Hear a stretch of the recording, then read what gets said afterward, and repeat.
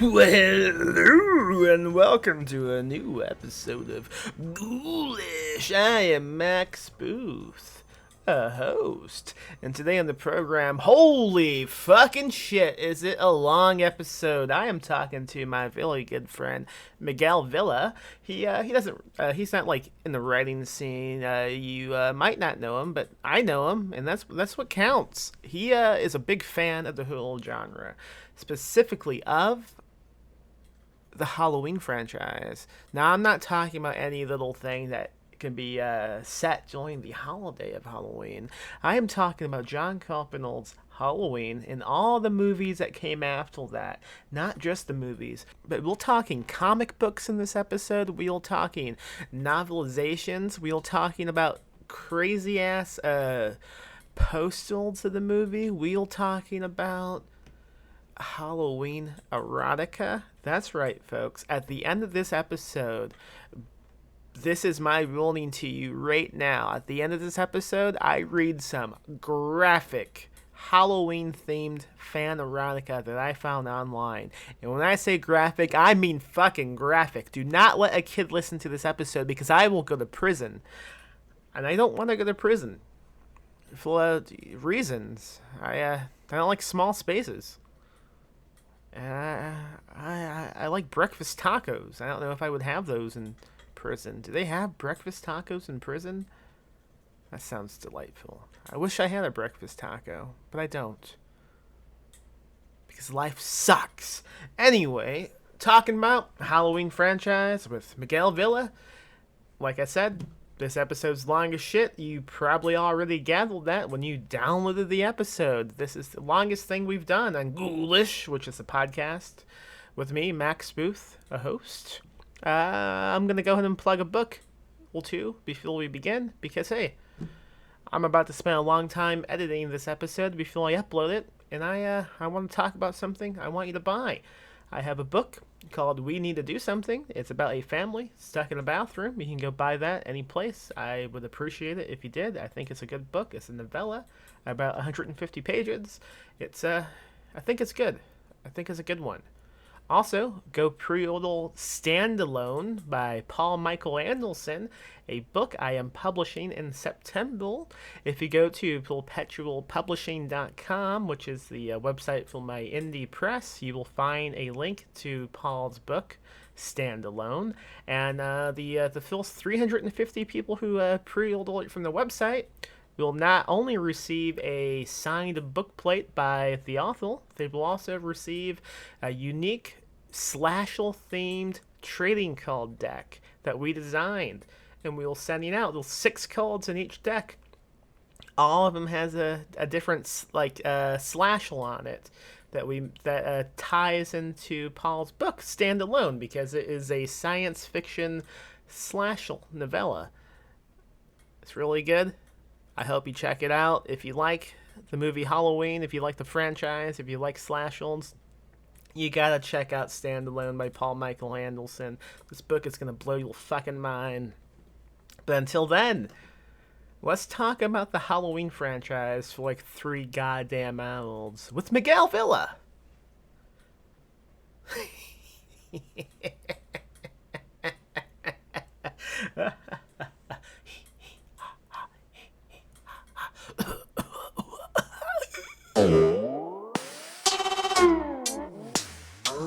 Now, why would I, Max Booth, invite you, Miguel, onto a podcast to talk about Mikey Milds?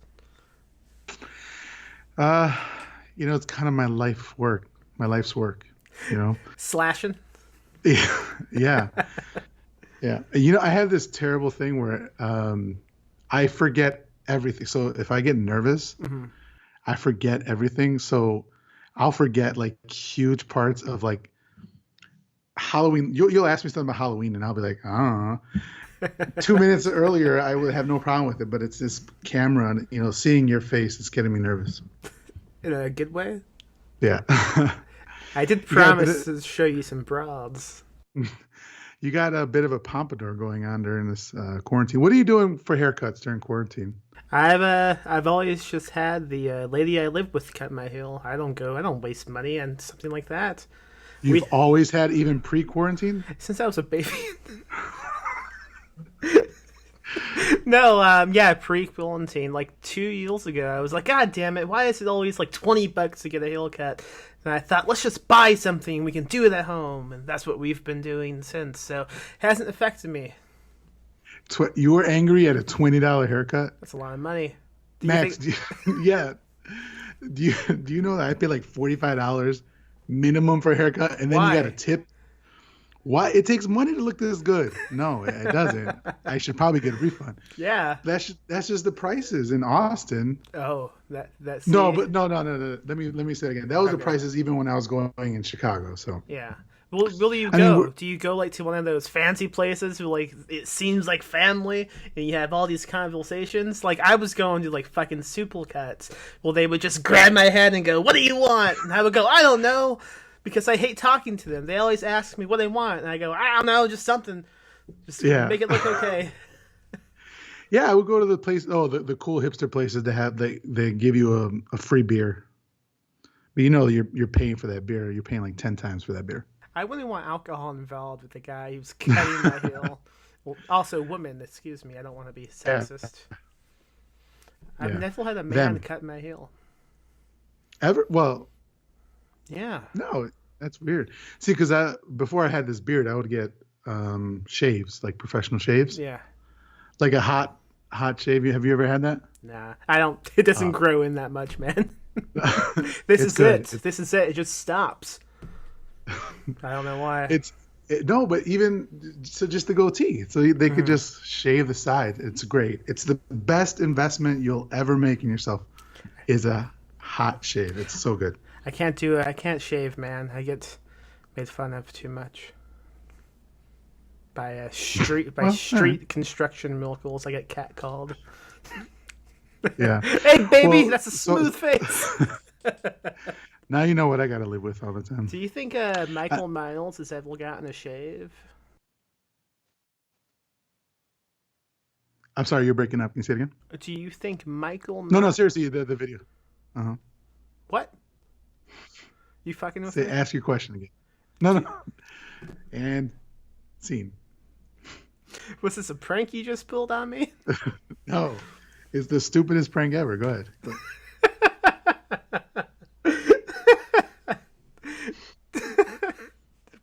I don't know what my question was now. So Michael Myers ever got a shave? Yeah, do you think he gets shaved? Like when he went to that asylum, what do you think the shaving was like? Like I don't think he would bring a blade around some kid who slashes. So we're gonna get into this because Yeah, I got some opinions. But the Rob Zombie remakes, I have not seen him.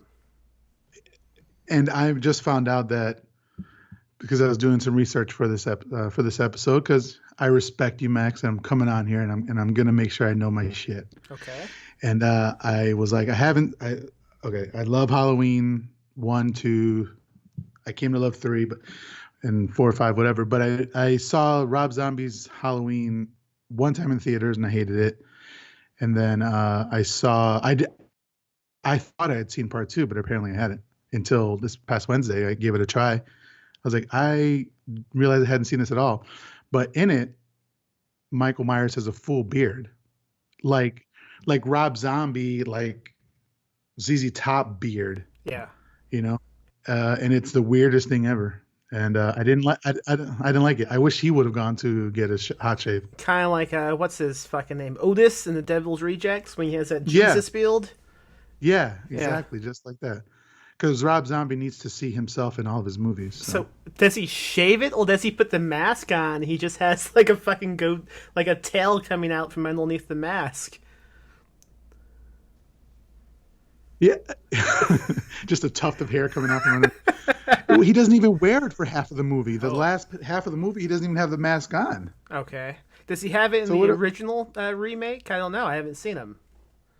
No, in every other movie, he always has it on. So, I mean... Even Rob Zombie's original.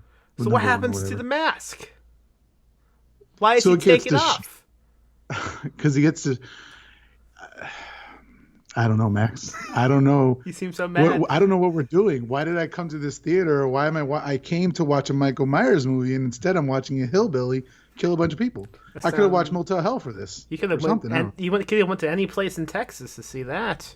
Yeah, outside of Austin. That's why I don't travel outside of Austin. Is that why? All right. Tell me how you got involved in this Mikey Miles fanboying. I mean, I've been to your house. You have paintings of this man, like he's Christ. What's going on? How did this happen? I mean, good comparison.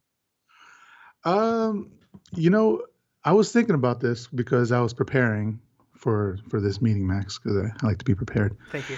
And and I have two early memories. This is going to get deep, Max. This is more than what you asked me, but I'm going to tell you because I feel we're close, and it's just you and me here.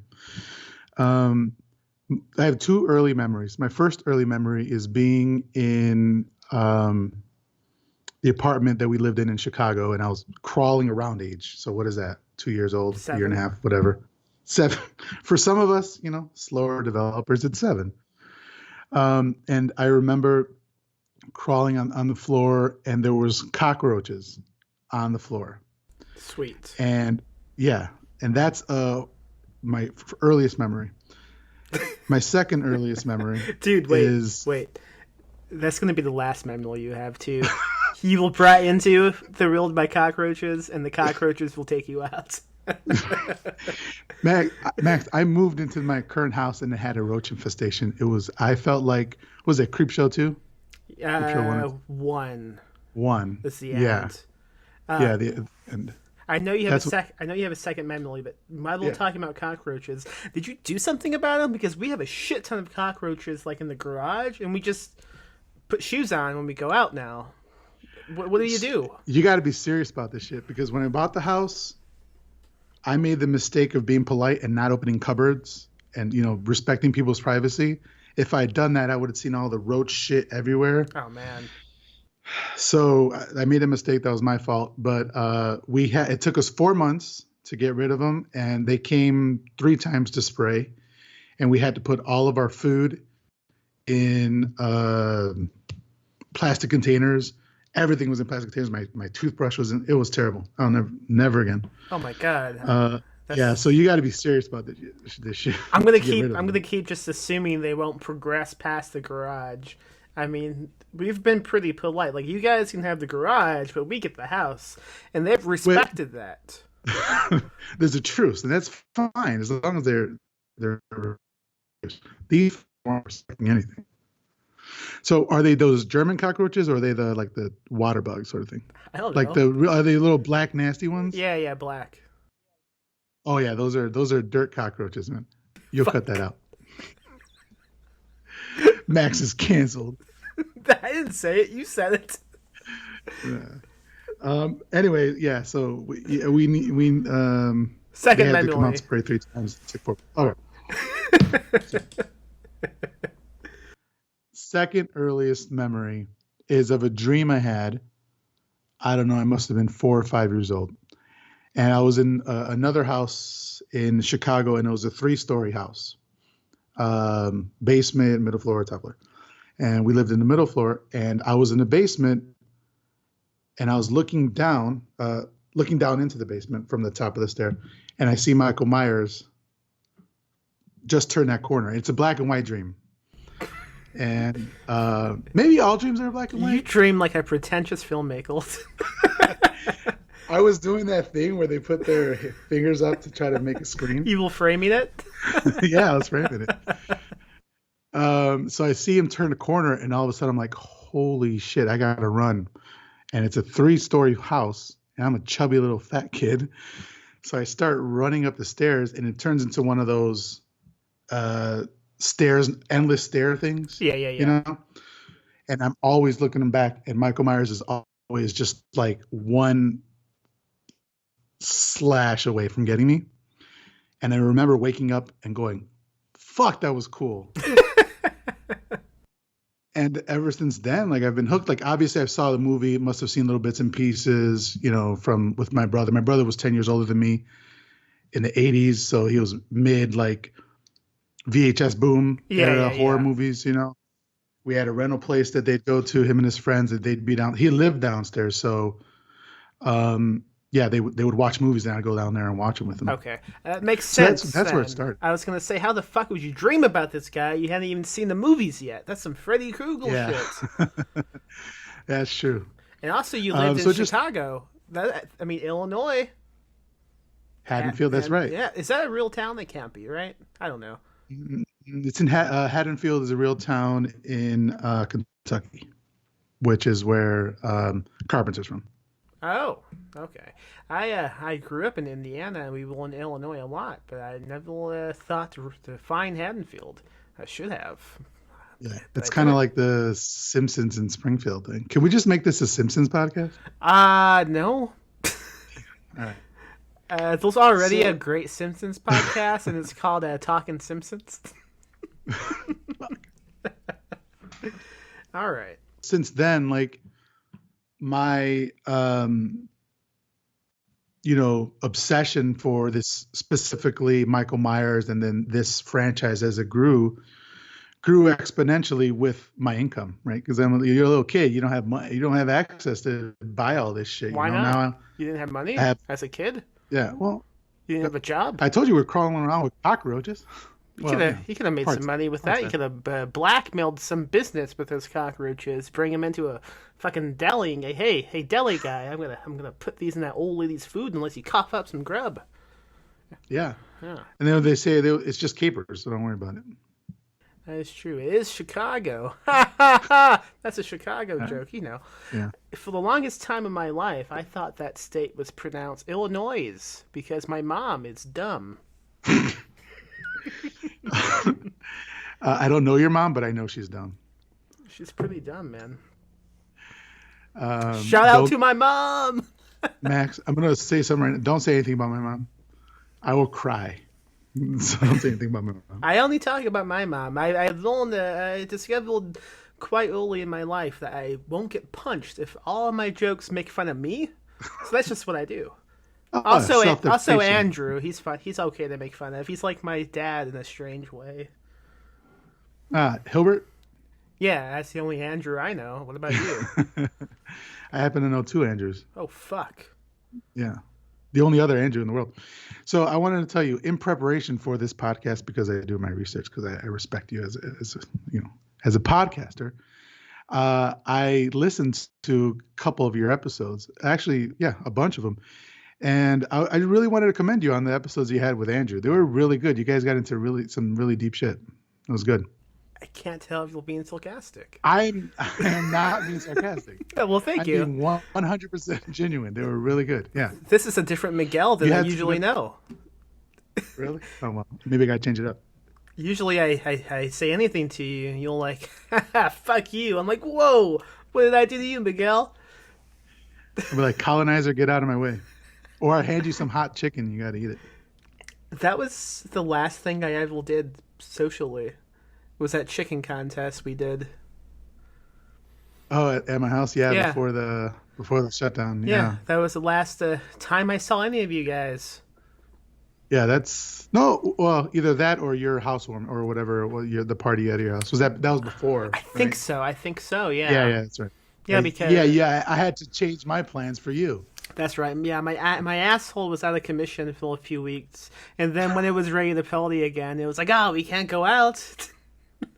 Did you make it to 10? So what? I did. So we did the hot wings challenge, and we did one hot wing each wing got successively hotter. Did you made it a I 10? did, yeah. I was in that last photo we took of the ones who made it.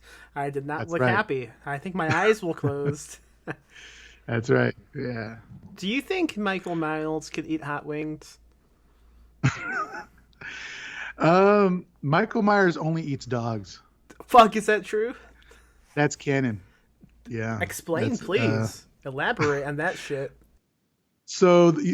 How familiar are you with the franchise? Okay, I'll tell you everything I know, okay? Because Go I'm a for fan, but I haven't seen these since I was a kid, except the Phil's too. I revisit those a lot. So, what I know about the Halloween franchise, as a, it began with just this kid going, I'm gonna kill my sister. That'll be fun. He does that. He's locked up in some insane asylum, a place I've always wanted to be locked up because of this movie. And then he plans an elaborate escape. He crashes a bus somehow. I would love to see like a prequel movie or novelization about that heist plan, by the way. That is brilliant. Imagine that. It would be like a season of Prison Break. Like he comes into the to the asylum with the bus plans written on his stomach. Anyway, he gets loose. He goes on a killing spree of anyone who looks like his sister. Maybe misremembering that. He's slashing his way around. Then he fucking gets shot off a house, and then he vanishes, and he goes on a killing spree, and things happen. Probably, I don't know how the second one ends now, but then we get a little interlude of some fucking haunted toy company. That's no one talks about that, even though it's the best Halloween movie, maybe.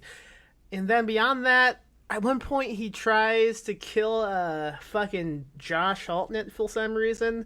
I don't know, probably because he's a terrible actor.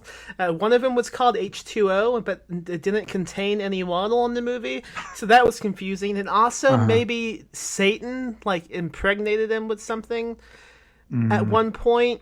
That's about all I know. Okay. That's pretty comprehensive. I mean, why did you need me to come on here? That's pretty good. But so what I was going to say with the dogs is in part one, he kills a dog that's outside of one of the women's homes, right? And then later on, they find in his childhood home, they find, I don't know, I believe a possum or possibly even another dog. They find it dead and partly eaten. And this shows up throughout the series. Oh my god. He's a dog eater. Yeah. That's pretty cool. I had no idea. Is this like a common thing folks know, or just like you have done your fucking research? So I saw, like I said, in my research for this episode, I saw, because I respect you as a podcaster, Max. Thank you. I checked out the movies I've seen the least. So that'd be like 4 and 5, and then the Rob Zombies, and then Resurrection with Busta Rhymes, which, and in that one, they specifically show it's a big focal point of a scene in which there's a dog and you see it's been eaten, and just partly, I think there's a cat too, or something. One of the animals is still alive. It's kind of weird. But so yeah, this is a thing that's known. You don't have to read it in the novelization or something, which I do have. I'll get to that in a few because I have questions. Okay. But I think Resurrection, besides the most recent remake, is the only one I've seen in the theater. That's because I was just a kid when it came out. It was like, cool. And that explains why you don't have the reverence and the respect for this franchise that you should. Because I saw him karate fight a hip hop Because artist. you saw Busta Rhymes go kung fu on Michael Myers, and you're like, what the fuck is this? So that movie's mostly lame, I think, but him, it's delightful. It's pretty fun to watch him just fight Michael Myers. Busta Rhymes? Yeah, it's awesome. Yeah, I don't blame Busta for being in the 90s. They were trying to get rappers in there because rappers were bringing butts into the seat, so I don't blame them. They should do that again. They should bring Tupac out of hiding. He could be in one of them. I mean, can he get his visa from Cuba to here? I don't know. I mean, they have that, what do you call that fucking saw-build plasma? Not plasma. The hologram? Yes, that plasma. Yeah. They could do that. Why do they always? I mean, do they usually have the same guy playing Michael Myers? No, so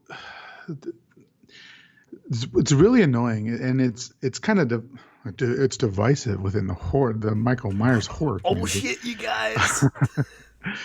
About to spill the tea. So I always like my Michael Myers svelte. You know, I like him like a Fuck does that like, mean? svelte, Yeah. like a lean, mean machine. Oh, okay. You know, like he's not like 7 feet tall, 300 pounds of just muscle. He's not a WWE wrestler. They should get Rey WWF, Mysterio to fuck. play him.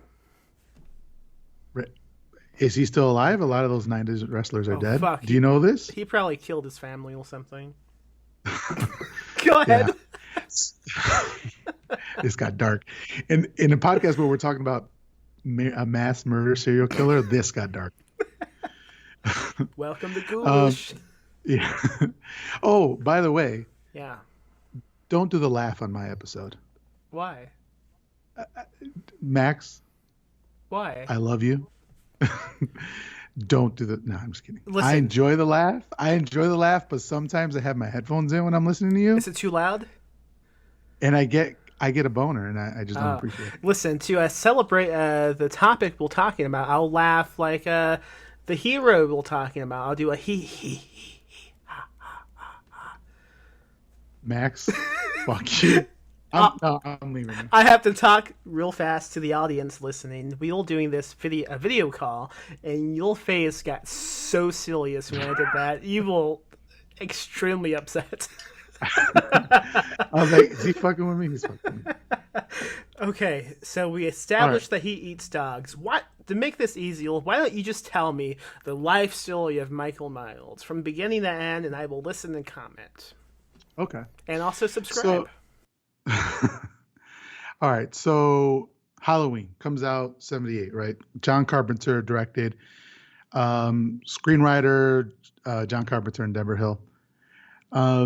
This movie, independent movie. They they shot it in California, actually, which was in place of Haddonfield, Illinois. And the story is basically it's 1960. See, here's the thing. I don't remember every little detail, so all the Michael Myers stands are going to be like, he doesn't know. But it's 15 years earlier. Okay. Right? And it's Halloween night, and little Mikey Myers is out trick-or-treating, and we come across this scene of actually, if you're coming from the point of view of never having seen this movie, you don't know what's going on yet, right? But we see a point of view looking at through this house through these windows, and we see a woman with her boyfriend. They're kind of messing around, and they go upstairs for the quickest sex scene in history, which is like 5 seconds. Hold on. Literally. Hold on. Quick? Quick. I mean, quick. You consider that quick? Well, screen accuracy. Yeah, that's good. Real life accuracy. Real life. It's that's enough satisfaction for me. Yeah. I was exhausted just watching it. Yeah. So they go upstairs. They're gone for 5 seconds. Count it. Maybe 14 seconds. No joke. He comes back down. We can guess what happens, right? So Ejaculation. Or something. Just some rubbing, some hubbing. It's weird me saying rubbing and I can hear it in my ears. I don't like it. And I hope this doesn't awaken something in you. so I'm going to become an ASMR person. I see what people like about it. So they go upstairs, or I'm sorry, we follow this point of view upstairs and see this. Oh, grabs a knife before he goes upstairs. Goes upstairs and kills this woman. Walks out of the house. Then the crane comes up and we see it's a little kid, right? Then the parents come home and take off his mask, like, Michael. And then they stand there for like 10 seconds pretending it's freeze frame, but it's obviously not. It's weird. I don't understand that shot. But anyway, so essentially Michael Myers has killed his teenage sister. Yeah, she was naked as well.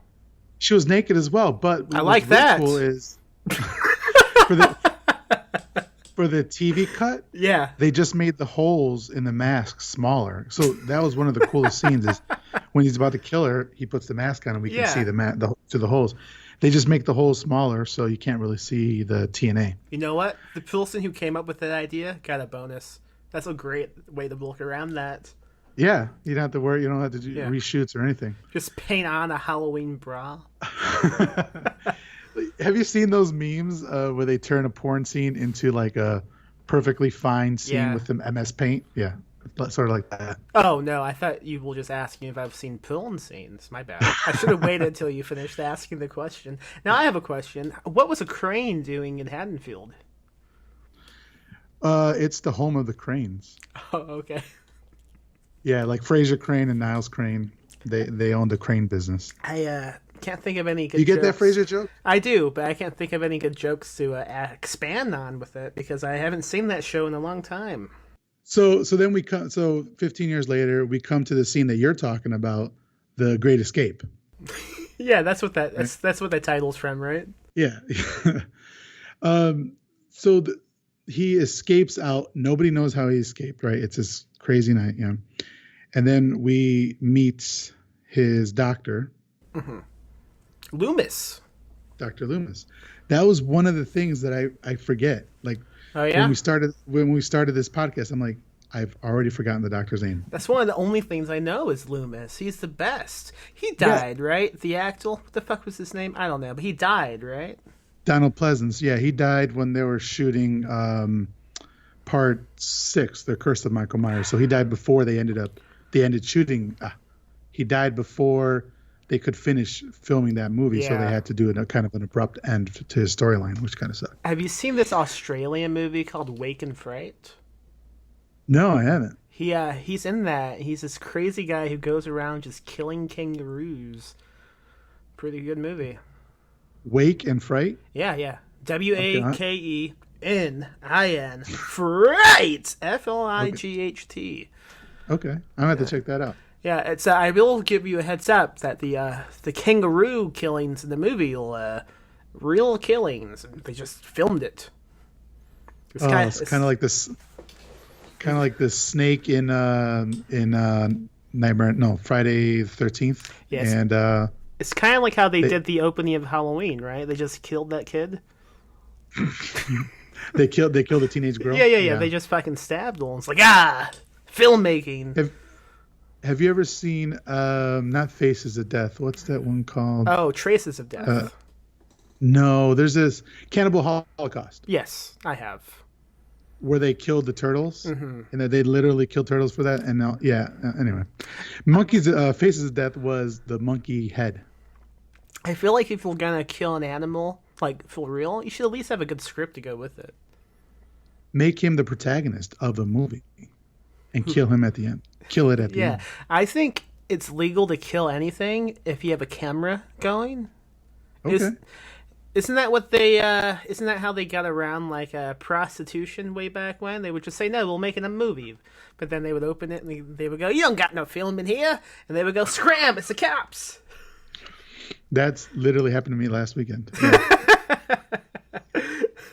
So, do we ever find out throughout the novelizations or the comics or the I don't know, the flip books, how Mikey Mike planned this bust escape?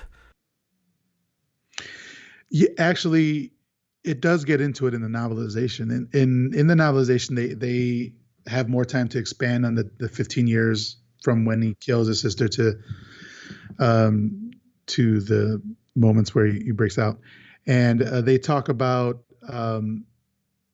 basically he's a scary piece of shit, and he has this power to do things when nobody's looking, and he basically becomes like the baddest motherfucker in the yard, at this psychiatric hospital.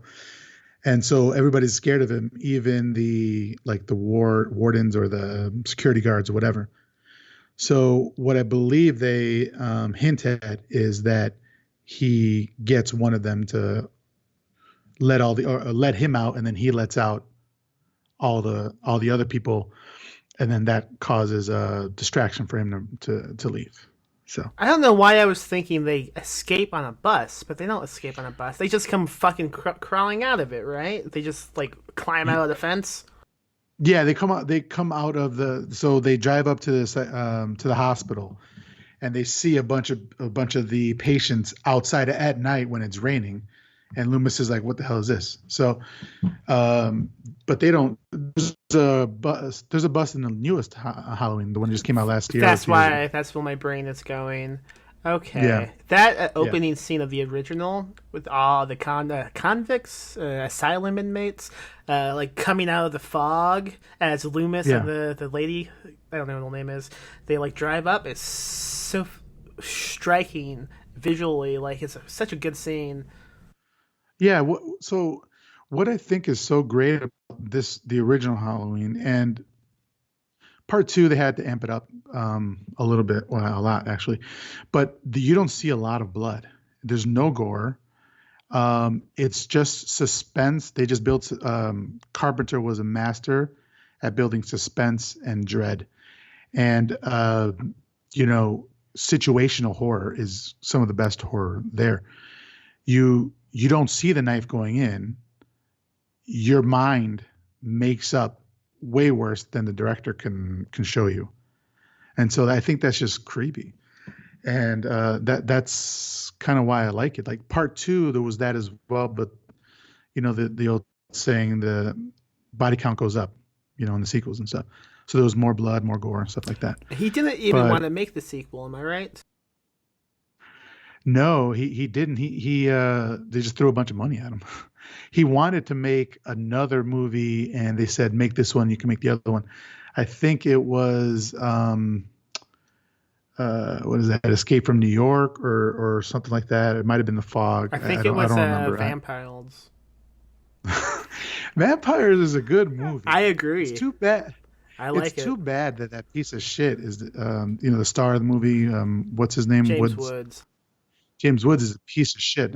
Side note about James Woods, he sucks. He's a fucking piece of shit. But I was watching Videodrome a few nights ago, and I was thinking, this movie's only good. I mean, it's good for many reasons, but what really seals the deal is James Woods. And the reason why is he's not a good actor, but he's a piece of shit, and that's what the movie needed, a piece of shit. Just like Vampires, it needs a piece of shit, and that's him. You just get him. Why get an actor to play a piece of shit when you could just scrape one off the sidewalk and put it in front of the camera?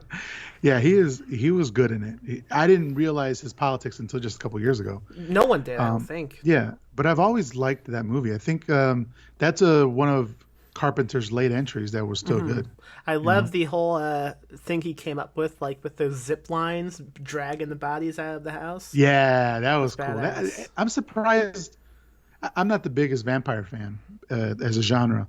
I like my vampires glittery. Yeah, who wouldn't? So you know, okay, I haven't seen those movies, so I don't want to give them too much shit. I want to keep my mind open. I just haven't seen them, but I'm surprised nobody else has done that. Have they? Like in real Like, life? yeah, in real life, no, but in the movies, like in a I don't vampire know. movie, I don't nobody else know. has done that. I have It was real cool. I like that movie. I want to revisit it someday. Besides vampires, I mean, going back to Mikey M, which is what I call him. Do you think he would be okay with me calling him Mikey? So here's the thing. Yes. No, he wouldn't be. But he wouldn't tell you. What he would do is he'd wait for the chance to kill you, and then he'd just kill you. He wouldn't Okay. say anything about it. I have But lots of questions about the original movie before we move on to the sequels as well. okay. So it's my understanding, I could be completely off base, but like one and maybe even two, there's no like evidence that he's a supernatural being or anything like that. He's kind of just like a man who wants to kill women. So it's like it's almost like he's Reddit personified. So and later on he becomes like some demon or some shit, correct? Yeah, he becomes through the curse of the thorn, and he has all this stuff. Okay, we'll get into It, that. We'll get into that. yeah, So yeah. my question is, So it, go ahead. in the novelization, you're saying he's like doing like trickster stuff in prison and whatnot. How is he doing this? Is he just like persuasive. He just has. Have you ever met these people who just have a negative aura? Just being around them, it feels like, they're just angry, and you Yeah. just feel this hatred flowing out of them. Yeah. That's what they said he had, and as a child, he had that, and then he grew into a teenager. I think he was 17 when he broke out, or I don't remember, maybe 21. And so he just had this presence that would make people scared of him and do what he wanted them to do.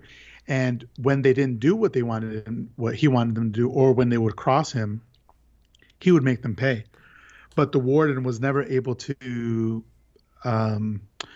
Loomis or the warden were never able to pin him on anything. So, for example, there was, in the novelization, there was a Halloween party that they were having for all the children. And there was this one girl, I believe it was a girl that, for whatever, I don't remember what the interactions were, but he didn't like her. Mm-hmm. And so they didn't want to have the party because there had already been incidents before where children were harmed, and they thought it was Michael Myers, but they couldn't get into him. But anyway, they ended up having the party, and all of a sudden the lights go out, and Loomis is like, watch Michael, but nobody can watch him. And so they hear a girl screaming, and then the lights come on, and what had happened is this little girl was dunked into the what's that when you dunk for bobbing for apples or whatever, bobbing for apples, right? Like somebody was trying to kill her with her head in there. And she's all soaked, but Michael is clear across the room and has no water on him. So really the answer is he can transport. Okay, so now I'm imagining, like, if this was in the movie, did you see that fucking terrible Jim Carrey The Grinch movie? No, never. Oh, okay. So wait, I might have when it came out. Yeah, and those scenes when the Grinch is a kid, he looks hilarious. So I'm imagining like a mini Michael Myers just doing these little innocent pranks until he gets older to kill people. It's really cute to me. Cute serial killers are always cute, I think you mentioned like he was doing stuff when nobody was looking. You just mentioned that, never mind, obviously. Yeah. So what I wonder is he transporting? Is he just really quick? Is he like an odd magician? What's the deal? Well, so you remember Scary Movie? Did you ever watch Scary Sadly, Movie? Yes. Scary Movie is a good movie. What are you talking about? It's better than Scream, actually. Wow. Fuck you. Hot take. What do you think about the sequels? Oh, no, sequel. It's the law of diminishing returns, as with most things. But the first movie was funny. I find those movies abhorrent. Go on. All of them? You don't like satire? You're not familiar with satire? Okay, I like the Mel Brooks movies, okay? Because they have jokes, okay? They have actual jokes. Unlike these skilly movie parodies, which will just like, hey, you remember that movie? Wouldn't you rather be watching that? Oh, well. Better than Scream, kiss my Caucasian asshole. Kevin Williamson can go suck a D, okay? Whoa! No, just kidding. I didn't watch any of the Buffy movies or anything. But the Buffy movie was a great movie. I didn't know that. Oh, wait, yeah, that is a good movie. Yeah. Did he write that? Max, we got to focus. What are you doing to me? I can't believe you said you like that more than Scream. Good God. I just want to drop a bomb and keep going, but you wouldn't let me. But in Scary Movie, they make fun of that scene in Halloween where Laurie is looking out from from her classroom out, and she sees Michael Myers standing by the car, the station wagon. Yeah. Then she looks away, and 1 second later she looks back and he's gone. Mm-hmm. So in Scary Movie, they make fun of that. Like they're doing the same thing. When she looks away, Michael Myers is like, oh shit, where do I go? Where do I go? It's kind of the same thing. I think he just transports. It's just a part of his Celtic heritage that he has. The Celts can transport. I don't know if you know this. Is he Irish? So in the novelization, you find out that this is a curse that's come down from his family. An Irish curse. Yeah, basically. Okay. Max, I don't feel like you're taking this seriously. This seems extremely serious. Let me ask you a question. Besides this this Irish curse. You said like he would demand his fellow asylum friends to do things for him. Was he talking, or was he just like writing notes and passing it on, or was he doing sign language? What was he doing? I think it was silence. Like, for example, if he wanted to watch TV, it's just like being the big dick in the prison yard. You know, when you go into the TV room, you grab the controller, you put what you want on. You don't say shit, and nobody bothers you. What do you think it's he sort watches? of like that. If he had choice, yeah. What does he watch? Fucking Judge Judy, you know it. Nah, Sesame Street. I think he'd watch Sesame Street. No, he doesn't. Puppets would confuse him. No, because a puppet is a form of a mask for a hand. Oh fuck. A puppet is just a hand mask. That's all. True, man. I never thought about that. And he's really into masks. So if you put two fucking hand puppets on that guy, he would never stab someone again. How would he hold a knife? Problem solved. The puppet has a tiny knife. And then we're just talking about the movie Puppets, and then that's I've never seen a movie called Puppets. Wow, really? Yeah. I think probably because I just made it up. Dolls? Muppets? Puppet Master. The one with the Nazis in it? Yes. Okay. Have you seen it? The new one? No, it's old. 80s. You're rabid anti-Nazi. I get it. So you don't watch anything with me. I thought you were talking about the new one that Cinestate just put out. Those bastards. Oh, no. I'm not familiar with Cinestate. AKA Fangolia. They did a... I was... Are you pranking I'm pranking me again? you right. You suck at pranks. Your idea of a prank is just to be confused. It's funny. It's funny for me. That's okay. Someone's laughing. Yeah. So I've lost track again. Okay, so before we go on, any other key differences from the original movie and the novelization? Who wrote this, by the way? I know nothing about this novelization. Funny you should ask, because in my preparation for this podcast, I wrote down a couple things because I respect you as a podcaster, Max, and I wanted to make sure that I was prepared. So Curtis Richards wrote the first novelization. Jack Martin wrote the second and third. And actually, for a previous podcast that I had on with a bunch of idiots called Book Boys, no, it was called Books and Beer. We read horror novels. I think we read part 1 and 2, and they hated it. Oh yeah, Andrew, and Zach, your previous guests, they fucking hated these books. And I think it's because they just didn't understand what they were reading. Nobody said this was great literature of the world. This was literally a script with a couple more words added onto it for the people who, love the movies and want to be able to watch them while they're taking a shit, so they can just read it. That's what I do most of my reading. I would love to write novelizations for sleazy horror movies. We should do a podcast dedicated only to reading novelizations. Let's do it, Miguel. I have a whole shelf of horror novelizations. That's badass. I love that sort of stuff, and it's terrible. Don't get me wrong, it's terrible, but it's still fun. Even most of the worst horror movies are better than any comedy for me.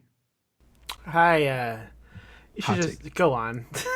Let's move past that insane comment.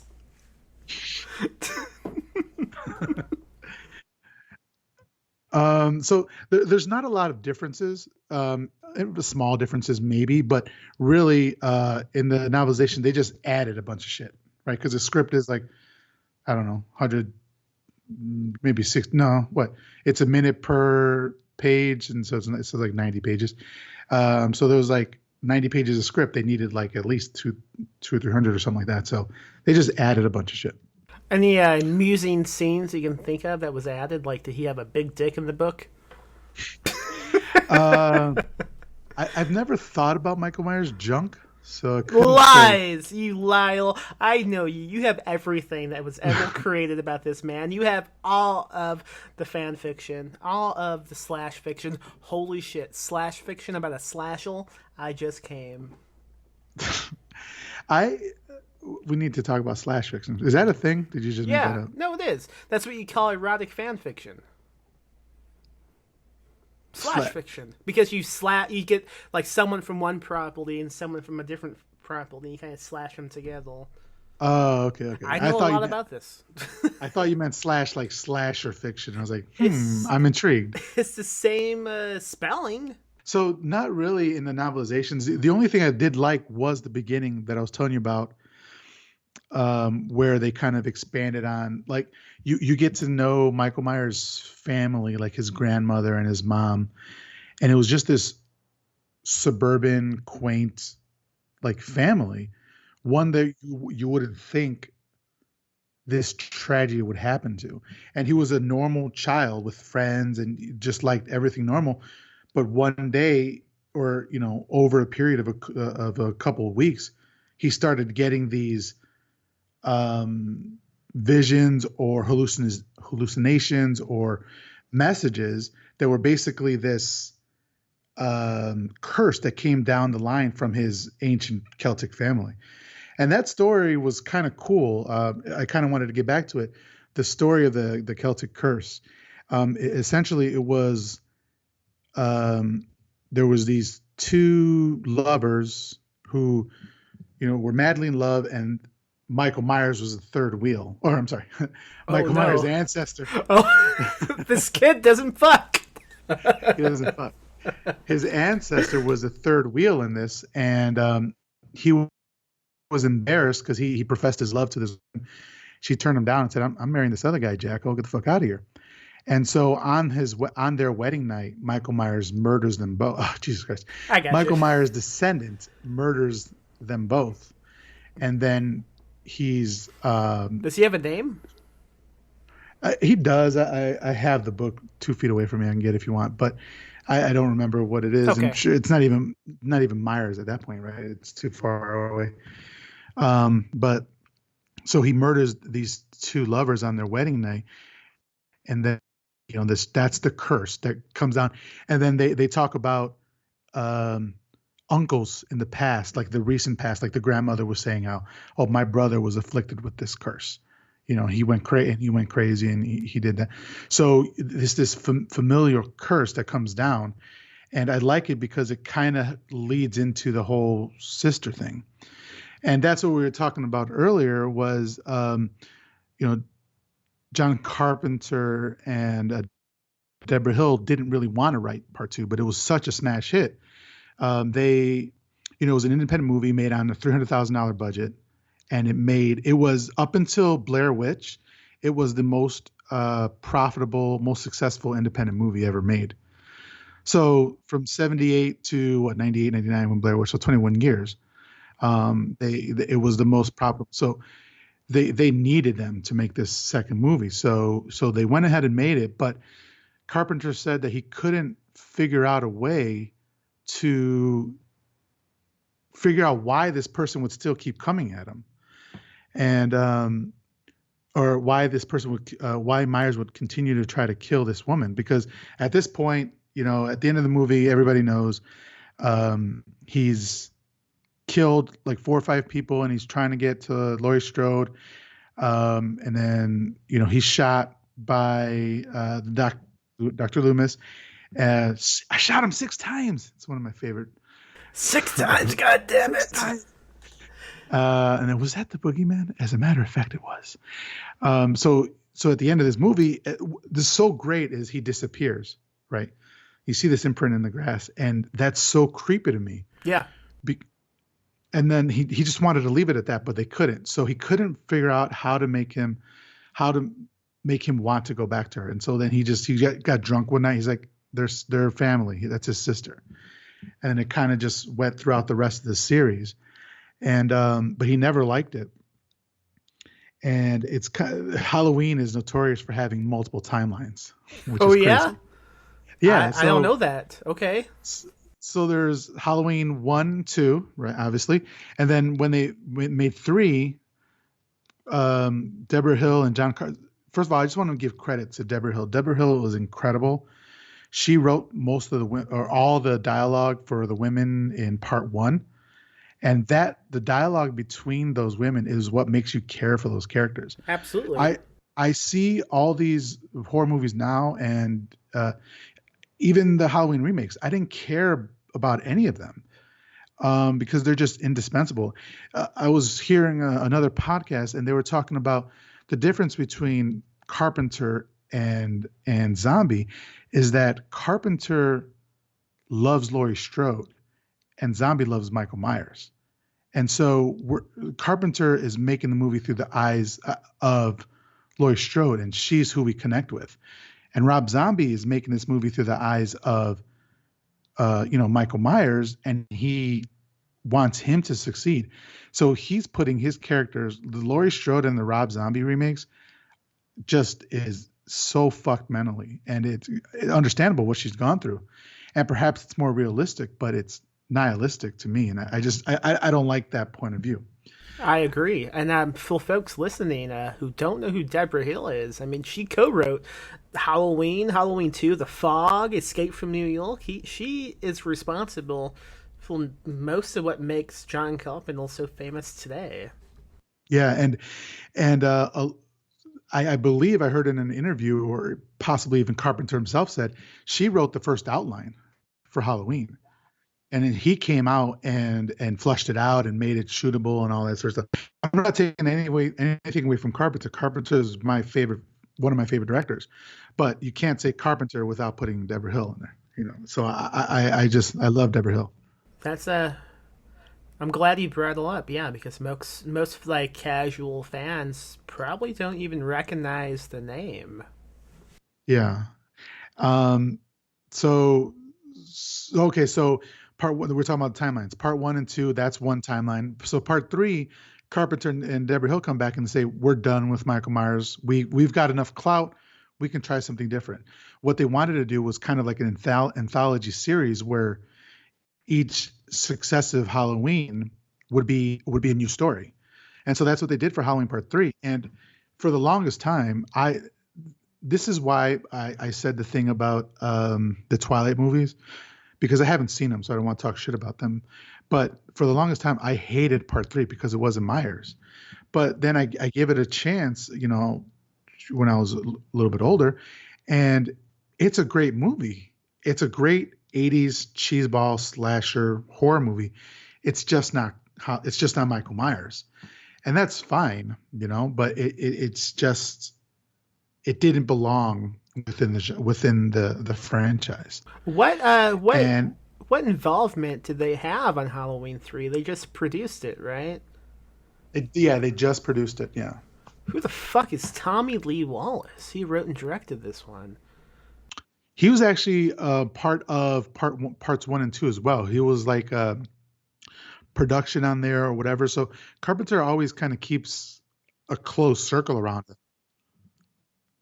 So part 3 happens, and it was I believe, I don't know if it was a financial success. It might have been. I don't know if it got their money back, but it was a critical failure, and the fans hated it. So Mustafa Akkad, who was kind of the executive producer of the whole series, he was like the godfather of the Halloween series. Without Mustafa Akkad, the series dies there after 1. But he was the one pursuing Carpenter to come back and keep doing it. And so after 3, Mustafa Akkad is like, okay, we have to come back with Myers. Carpenter's like, fine, go right ahead. We're not in it. So at that point, John Carpenter and Deborah Hill are out of the franchise. And so 4 and 5 continue the timeline from 1 and 2. Yes. Right. So already we have 1, 2, 4, and 5 is one timeline. We have Halloween 3 by itself. All right. And I'm sorry? And 3 doesn't continue beyond 3. Right, no. Except for the TV show I want to make, which would be called Silver Shamrock. Be a good show. That song is the most annoying song What is wrong with you and the tillable opinions today? What you? I you love it. Here's another, just a question, sidebar. Um, Yeah. Child's Play, original Child's Play. Yeah. That kid is so fucking annoying. It makes the movie almost Well, unwatchable. that kid's chillable. Yes. An odd thing about that movie is there's a scene when he makes his mom breakfast and like she fucks it up so bad, but for some reason that scene makes me incredibly hungry. I'm hungry just thinking about it. I don't know. I think because everything is so bright, it makes me think of, I don't know, like childhood. I don't know. I understand where that's coming from because Teenage Mutant Ninja Turtles Part 2, Secret of the Ooze. Mm-hmm. Have you seen that opening scene where it's New York and it's all those pizza slices? Oh God, yeah. So we watched that movie incessantly over and over Me again. too. We had it on VHS tape. And that scene would make me so hungry. I was such a fat kid. I would watch that movie still just am. for that scene. Yeah, man, it's amazing. I've never seen pizza like I have in movies set in New York, especially that movie. That pizza looks amazing. It was so cheesy and gooey and melty. They would pull it up to their mouth. It's like, oh my God. I would be afraid of the cheese falling off and landing on my face. It's worth it. It's worth it. I got a pizza burn on the roof of my mouth right now because I had pizza. It's Pizza Friday since I was a little kid. I couldn't wait for it to cool down, so I just ate it, just chomped on it, and I got a burn on the roof of my mouth right now as we speak. It's okay. And I'm still here because I'm a professional, because I respect you. Yes. Yes. Now, what was the one after 3 called? The Return of Michael Myers? Yeah, The Return of Michael Myers. And that's when so Jamie Lee Curtis is out. Okay. Right, so she's in part 1 and part 2. Obviously, was in part 3. And she comes back. She's not in part 3. What are you talking about? No, she actually is. Her voice is in it. Oh yeah. She does it. She does a voice cameo. Yeah, I believe it's like on the radio or when he calls somebody. It's not important, but yeah, she is in it. And which one is H2O? Is that 5? That's 6. Okay. Yeah. So no, I'm sorry. That's 7. Oh my! H2O. How many fucking movies are we talking about here? So was it 9? Yeah, there's a lot of movies. We have a long way to go, my friend. Do you have to pee or get something to drink? No, man. All right. Yeah. All right. So we're talking timeline. Okay. So 4 and 5 is the same timeline. Michael Myers' niece. Now we're moving on to his niece. So, but I'll challenge you that the part 4, the opening scene. This series has some great opening scenes. The opening scene of part 1, opening scene of part 4, the opening scene to Resurrection. Just some great scenes. But this scene is one of the best kills you'll ever see, where Michael kills a paramedic or EMT person with a thumb to the forehead. Oh yes, I didn't know what you were talking about until just now because it's been so long since I've seen it. But I know what you mean. That's a good scene. Yeah, and that's another one of those less is more things. Mm-hmm. So I watch a lot of the director's commentary and stuff like that and documentaries. And the way I love practical effects, and the way they did that scene, he just had the guy, the stuntman that was playing Michael Myers, he just had his thumb on the actor's forehead and was just rubbing it in, and they just had some blood underneath, some fake blood, and that's all they did. That's but your great. mind, yeah, your mind takes you to, oh fuck, he crushed his skull with a thumb, Wow. But so anyway, so it's his niece in parts 4 and 5, and then she becomes a killer, and we think at the end of 4 she kills her her mother, I believe, and then in part 6 she's in a psychiatric ward and all that sort of stuff. But so that's one timeline, and then I think I used to be Facebook friends with the niece. Are you serious? Yeah. What's her name? Danielle. Yeah. I used to be Facebook friends with her. I don't know why. I think on Facebook you would just accept anyone. Like, yeah, I'll accept you.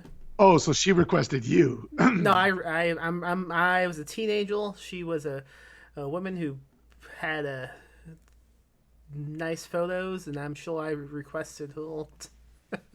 Danielle Harris. Yeah. Yeah. So, yeah, 4 and 5. It's the same time. What a creepy thing I just said. Go on. Well, I think she's born in 77. So by the time you're a teenager, she's 25. You're good. You're good. I'm good. Yeah. You can. You know what I found weird? Man, I'm going on tangents. I'm sorry. It's fine. It's a podcast. Tangents abound. So Rob Zombie, in the remakes, he casts Danielle Harris as one of the 3 main women from the first one. Okay. From the first movie, but she is naked in the first remake, so Halloween 1, Rob Zombie version. She's naked for more than 50% of her time there. And it was so off-putting because for most people, what they know her from is 4 and 5 when she's a little kid. So the next time you see her is in this big remake, and she's naked, and it's so wrong. It feels so wrong. It seems odd. It seems sleazy. Yeah. Yeah. But then I was reading up on it, and she either it was her choice or she was fine with it because she was trying to break out of the child actor role. Did she? So, she hasn't really. I mean, she's kind of like a horror icon now. So she makes appearances in low budget horror movies and stuff like that. But anyway, so 4, 5, and 6 have the same timeline. 6, Danielle Harris doesn't come back, but that's where it goes off the rails. Somehow, or not somehow, I think we know, he has impregnated his niece. He has impregnated Danielle, whatever the fuck's her name is. Danielle Harris's character. What's her name in it? Jamie. Her name is Jamie something. I forget. Jamie Lloyd. I don't have all the. Jamie Lloyd. Jamie Lloyd. I'm looking at it. Yeah. I'm looking at the Wikipedia page. They have all the movies outlined. I'm realizing how many have been made. Wow. Yeah. Okay. Yeah. So he impregnates her. She has his baby. What? And then that's the opening of that movie. A 5? And that movie introduces us to Paul. Curse of Michael Myers 6. Okay. Yeah. And that movie introduces us to Paul Rudd. So if anything else, that movie brought us the absolute joy that is Paul Rudd. Was that his debut movie? That was his debut movie. That was before Clueless. I have not seen 6, I don't think, because I certainly don't remember a fucking Michael Myers baby being involved. Did he come out with a mask on? No, unfortunately. Damn, that would have been adorable. That's another great scene. Great opening scene. So this baby, which I did not know about, it begins, and she's still a teenager giving birth to this demon baby? That's the weird thing, because Halloween 5 comes out in 89, right? And that's still got Danielle Harris, and she's, I don't know, let's say 8 years old. What? Is she pregnant? No. Halloween 5, she's not pregnant. She's still a little kid. Oh, okay. Max, I need you to cool it with the child pregnancy. That sounds like one of those fucking MTV reality shows. My help, I'm 8 and late. I'm 8 and late. You got yourself a winner there. I will pitch it to Jason Blum. Blum. No, so part 5, The Revenge of Michael Myers. That's the second one with Danielle Harris as the niece. That came out in 89. 6 years later, Halloween, The Curse of Michael Myers comes out, and she's full grown and she's pregnant. That's 6 years later. So if she was 8 in the movie, she's like 6 years later. Do the math for me, Max. I'm notoriously bad. Me too. 14. She'd be 14. She'd be 14, and she's pregnant. It's weird. I weird. have questions. Weird. How did 5 end? Like, are we positive he wasn't just hanging out with her between those two movies? 5 ends. Oh man, I believe the Man in Black. Are you familiar with the Man in Black? Like the franchise with Will Smith? No, No, I That's don't know who that is. there's a man in black who comes. Oh, that might be four. See. I knew I should have rewatched 4 and 5. It's There's a fine. man in black Okay. who comes to Michael's aid, who you find out in part 6 is actually the leader of this Michael Myers Thorn cult. And yeah, What? it goes bad. It goes off the rails. And so they at the end of part 4 or 5, I don't remember which one, Michael Myers is captured and he's in his jail cell and they break him out. So they're the ones who have Jamie Lloyd as hostage, and she's going to give birth to Michael Myers' baby, and then they're going to go ahead and sacrifice that baby. What the And fuck? and so she escapes from that cult and tries to. She had just given birth, and she's still in a hospital gown, and she's running, and she makes it to Haddonfield. She catches a bus. She makes it to Haddonfield, and then she leaves the baby in this bus station, and Michael Myers tracks her down and kills her in one of the most gruesome ways that was so disrespectful to that character. Basically it's a bay hailer. Mm-hmm. Bay. It's One, just one of the where like there's they squish cardboard. no, it's like two. It's almost like when they're digging deep into the ground, like these turbines Yes. sort of thing. Yes. But for hay, and he just pushes her on this, and this thing just That's how Jamie dies. That's how Jamie dies. It's That's terrible. Sweet. Hey, who is Win in this movie? I'm looking at the Wikipedia Win page. is the man in black. Win is the Oh, man in black. okay. So I'm looking at the Wikipedia page and I read a section about a deleted scene. You know about this? Probably not. Okay, Hit well, me. this answers my question of how she got pregnant. Okay, go for it. It was a deleted scene where the man in black kidnaps Jamie while she witnesses Michael being supposedly taken away by the police. A scene at the beginning was filmed while Jamie is artificially inseminated by Wynn, impregnating her with Michael's son. So now we know. They didn't. I don't think that's on any of the scenes in any of the versions I've seen. So I have questions about that potentially. Did the man in black just walk around with vials of slashel spunk? Slashel spunk. Have you seen Community? The Yes, TV show I'm doing a rewatch right now. Actually, I just finished the awful season 4. Okay, so spoiler alert for anybody who hasn't seen Community, because I didn't see it until it came on Netflix. Mm-hmm.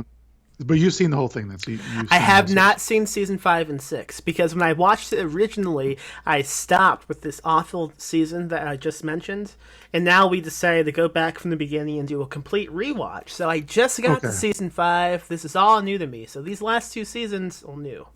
Okay, I won't say anything because I don't know when when it happens. But what is Chevy Chase's character's name? Pierce. Okay.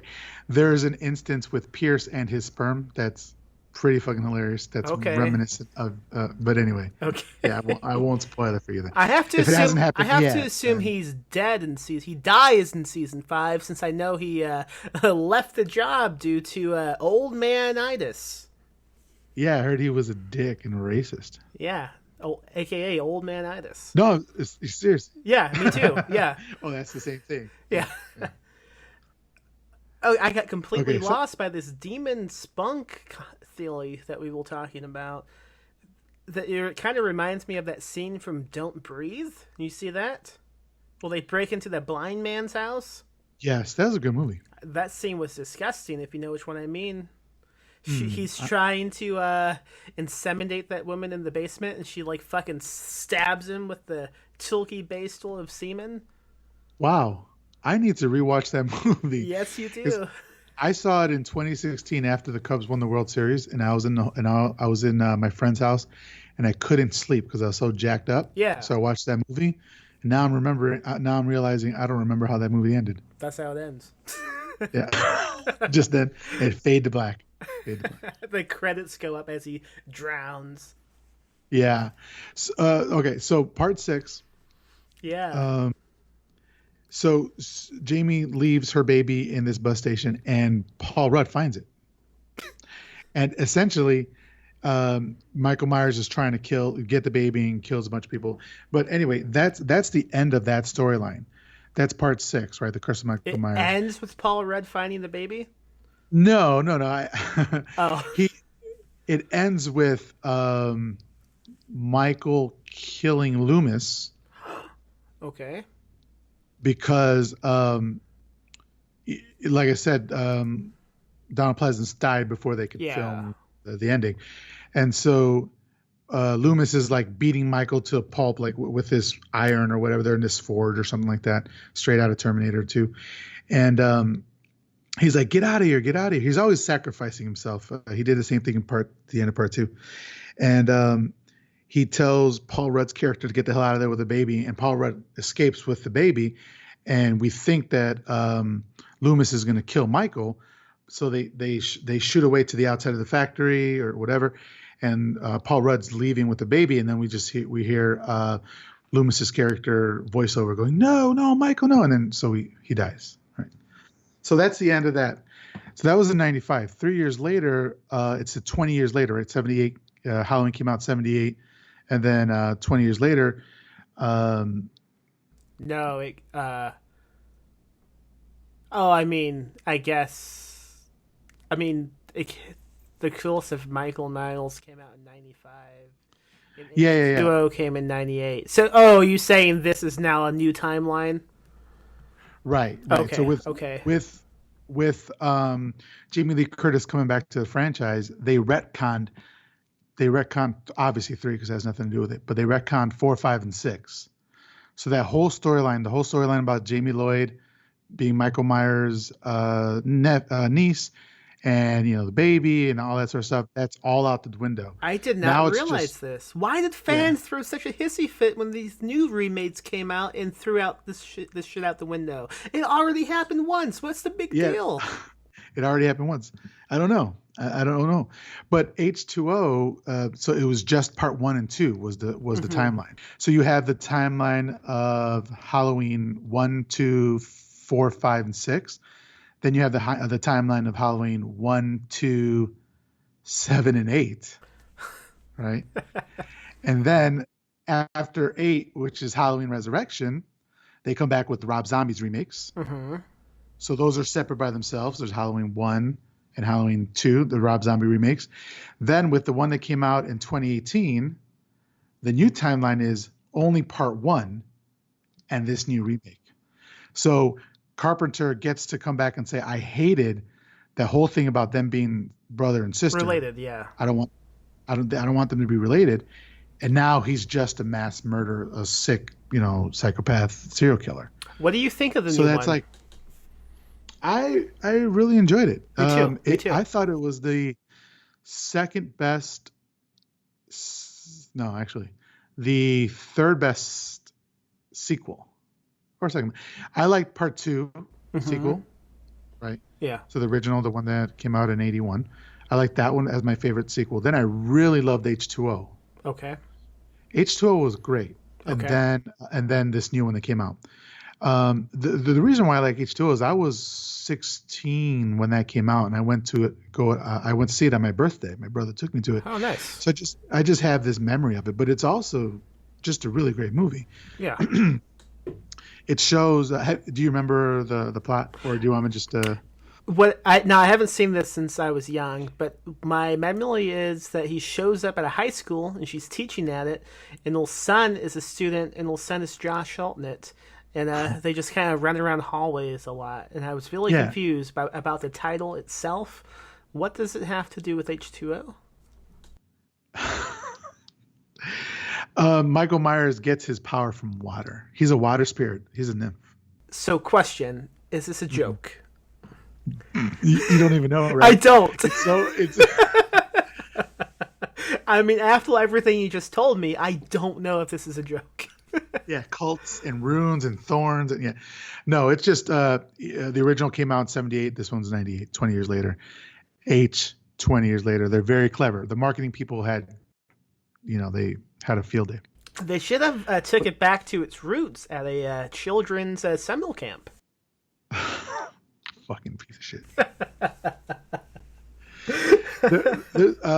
There's this really funny. There was an interview that came out when the latest one came out in 2018, Hmm. where Jamie Lee Curtis was being interviewed by like Good Morning America or something like that, one of those shows, and the presenter was asked, basically said to her, "So do people still come up to you with hockey masks and try to scare you?" And the look on her face was the look I gave you. Was it a prank question like mine, or just I don't know anything about these movies? No, it was. I don't know anything about these movies. I'll tell you a funny Jamie Lee Curtis story I have. So I saw the U.S. premiere of that new one at Fantastic Fest, and Jamie Lee Curtis came, and Danny McBride, and all the other people involved. By the way, Danny McBride dresses like a scumbag on and off camera. He just had the green jacket on, and everybody else was dressed all nice. I can see that. I love Danny McBride. I think he's awesome. Anyway, Jamie Lee Curtis still doing a Q&A, right? And someone asked some dumbass question, like every Q&A, but it has something to do like with how she's aging. I forget exactly what it was, but it was kind of like, why the fuck would you ask somebody this? And she goes, oh, I have a good response for you. And she just flips him off. That's great. She great. is dope.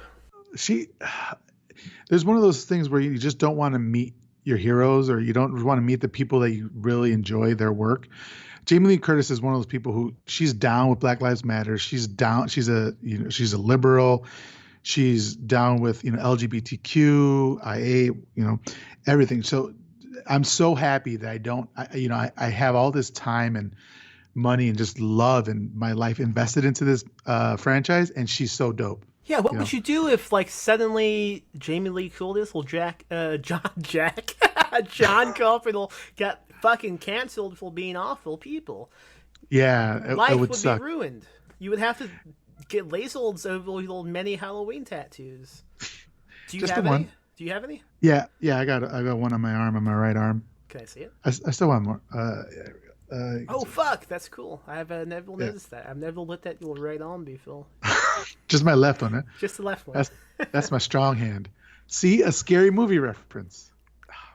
Yeah, but you're referencing a joke that's not funny. That movie is hilarious. Oh man, That's like referencing what's that Jewish kid who was in the attic? Anne Frank. oh my god.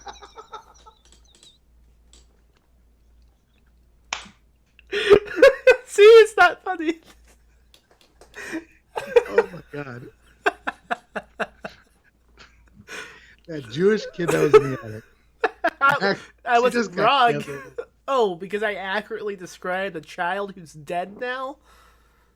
Rest in peace, Anne Frank. R.I.P. Anne Frank. Shout out to my girls. Yeah, that was a terrible situation. Very sad. Friend of the podcast. Anne Frank. What's in that mug, Max? What are you drinking? Coffee. No, but yeah, Jamie Lee Curtis is dope, and once again, like without her acting, like she's such a great actress.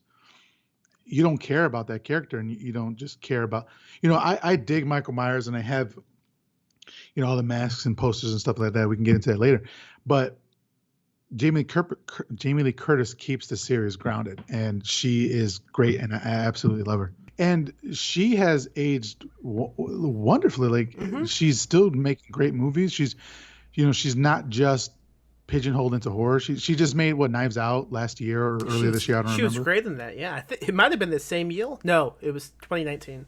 Yeah, and she looks wonderful for her age. I can't believe anybody would say anything.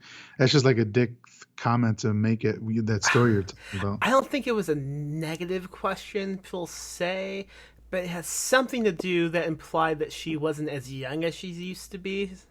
I don't know. All Q&As are useless in my opinion. I just skip them. Oh, I can't. They're so cringy. I can't do it. I never witnessed one until I did Fantastic Fest, and I thought, oh, cool, Q&A. And I immediately got, I don't want to do this. This is bad.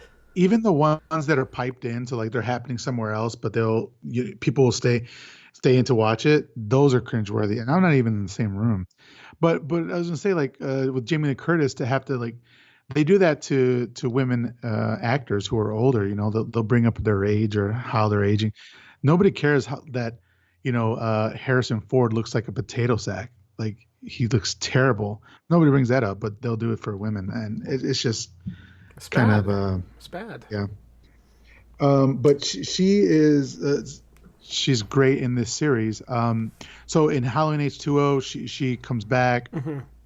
Yeah, we're introduced to Josh Hartnett, another heartthrob. That this is his first movie. This is before It The was? Faculty. Holy shit. Yeah.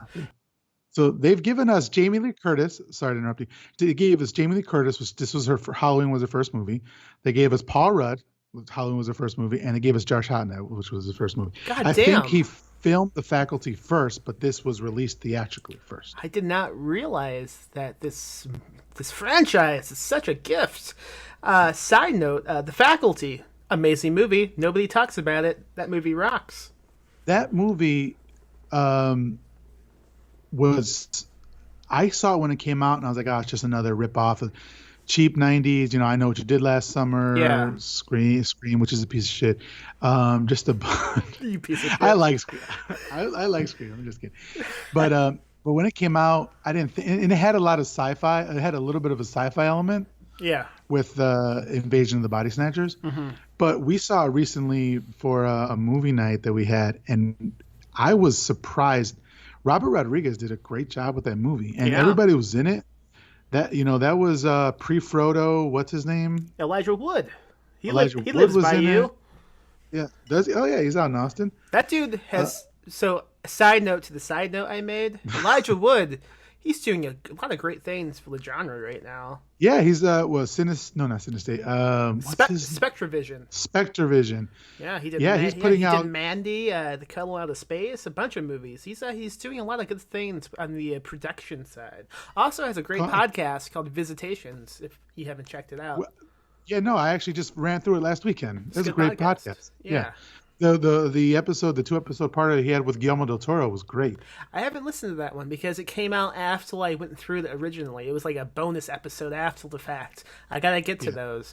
Yeah. One more thing about The Faculty I'll say is I watched that movie a lot as a kid. I was obsessed with it.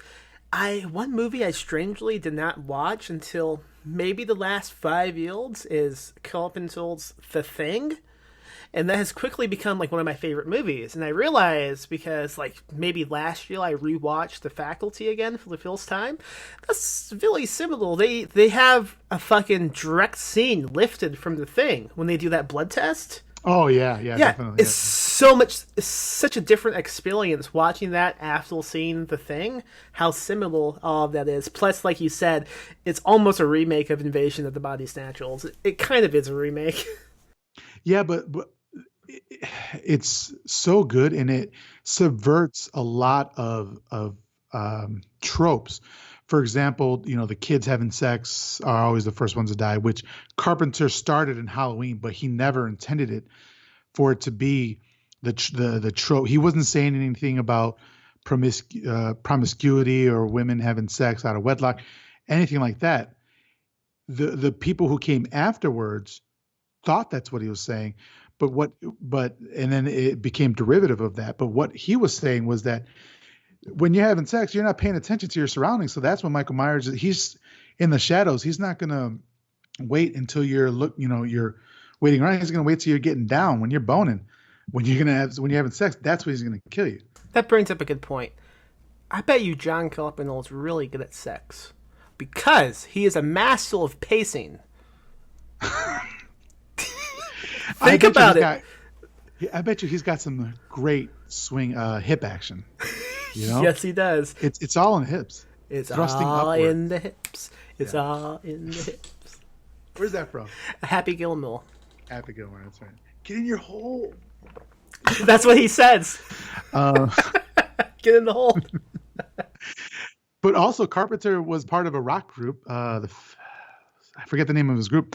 He played guitar, and they were in the video. They're swinging hips. So yeah, he was a little Lothario. Have you seen Body Bags? Oh man, him. Who was the other director on that? It's also a It bunch was of an them. anthology series. Yeah, but he is like the crypt keeper in that. He's like he built to the mill. He's like an undead guy. Yeah. He is swinging those hips all over the place. That dude fucks. Is it him and Romero? I forget who. I don't know. Yeah, but they were trying to make a TV series Mm-hmm. a la, Tales from the Crypt or something like that, Yeah. or yeah, but they didn't do it, so they're we're just making a movie. I love Body Bags. Body Bags is a great movie. I really like Carpet, the opening segment of Body Bags. Well, that lady works the night shift at the gas station. That one rocks. If anyone wants to watch the movie, I believe it is on Shuttle at the moment. That's how I saw it, at least. yeah, and I think one of the segments was Stacy Keach with the long hair. Oh man, that's a great part. Carpenter, so you're saying The Thing. Carpenter is no, I don't think people give them this due for the amount of classics. If you were a director and you just had Halloween alone under your belt, you'd be a legend. But then he has Escape from New York. Here, first he has the Fog, Escape from New York. He has The Thing. They Live. What's that one? Big Trouble Little China. I like that movie. Yeah. The movie's fun. I mean, vampires. He has vampires. He has Assault on Precinct 13. That movie Assault on rocks. Yeah, I mean, he's one of the best directors of all Oh, time. hey, They Live, Evel Hill of it, In the Mouth of Madness.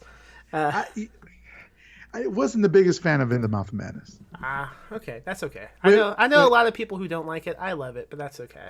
Wait, In the Mouth of Madness? Yeah, yeah. What's the one? Anyway, I don't remember all of his movies off the top, but he's one of the best directors.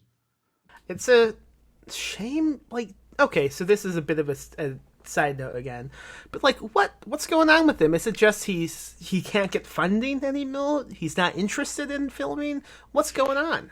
So he's a big weed head. Okay. I think he's just not interested in making films anymore. And in fact, him and his son and a couple of his son's friends Yeah. they started a band and they started releasing soundtracks of just his lost scenes in 1 and 2, and they were touring with that, and he's just a rock star now. People go to his sold out shows to see this, I don't know how old, 60, 70-year-old man, rocking out with movie themes, and it's great. He is 72. Yeah, 72. Do you think we'll see Your it? Wikipedia skills are off the charts, man. Thank you. I'm over here trying to fumbling, and you're great with it. I have a lot of Wikipedia experience. The whole reason I Yeah. was able to come to Texas was I got paid to write Wikipedia articles for self-published authors because they weren't famous enough to actually have Wikipedia articles. So I conned them into paying me to write them, and then they were deleted by Wikipedia after I bought my bus ticket to Texas. That's all true. That's your origin story? It is. I'm a Wikipedia editor. So is that why my page disappeared? If that's why all the rules will change to penises, yes. So do you think we'll ever see like one last good Carpenter movie? Or do you think he's like, fuck it, I'm done? He's a notoriously grumpy individual, so I don't think he's, because what was his last movie?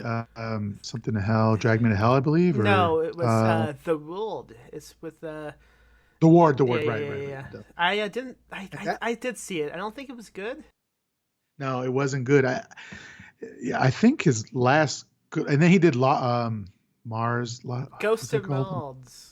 Ghost of Mars was a piece of shit. So see, I mean, this came out in 2001. It's probably the most noteworthy thing to happen in 2001, if I think about it. And I was a kid. Didn't Anne Frank die in 2001? Rest in peace.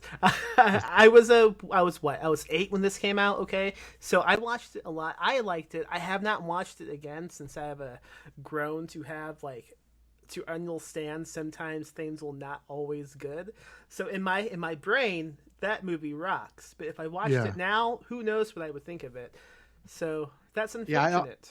I honestly think his last good movie might have been Vampires, if I'm not mistaken. He also did Cigarette Burns for Masters. Oh yeah, that's right. That was pretty good. Masters of Horror, that was great. Yeah. What else about these timelines? What else? I mean, is that all of H2O? Do we then go into Resurrection? Yeah. So H2O. Okay. So at the end of H2O, which is a really great movie, I would recommend anybody to watch it. At the end of it, essentially, it's this story of this woman coming to grips with this this like traumatic event she had 20 years earlier, where her brother tried to, killed her older sister 15 years earlier, and then tried to kill her, and so she becomes this alcoholic, and she's moved across the Planet. United States. She's in Brazil now. No, she's in California. She was living in Illinois. She changed her name. She tried to drop off the planet. She's now this headmistress at this school, and she's become an alcoholic because she's dealing with all this PTSD. Yeah. And in the end, he ends up killing a bunch of Josh Hartnett's friends, but she manages to save her son, Josh Hartnett, and he escaped, but she doesn't escape with him. She's like, no, fuck this, I'm staying. It's a really powerful statement on overcoming the obstacles that you've had in your life, and essentially at the end, she ends up killing Michael Myers. I say all that really touching, thoughtful stuff, and then I say she kills him by chopping his head off with an axe. So that's the end. So H2O, which is Halloween Part 7, that's the end that we think. Michael Myers is dead. So that's not the only time Mike Miles has been around a lady with an axe.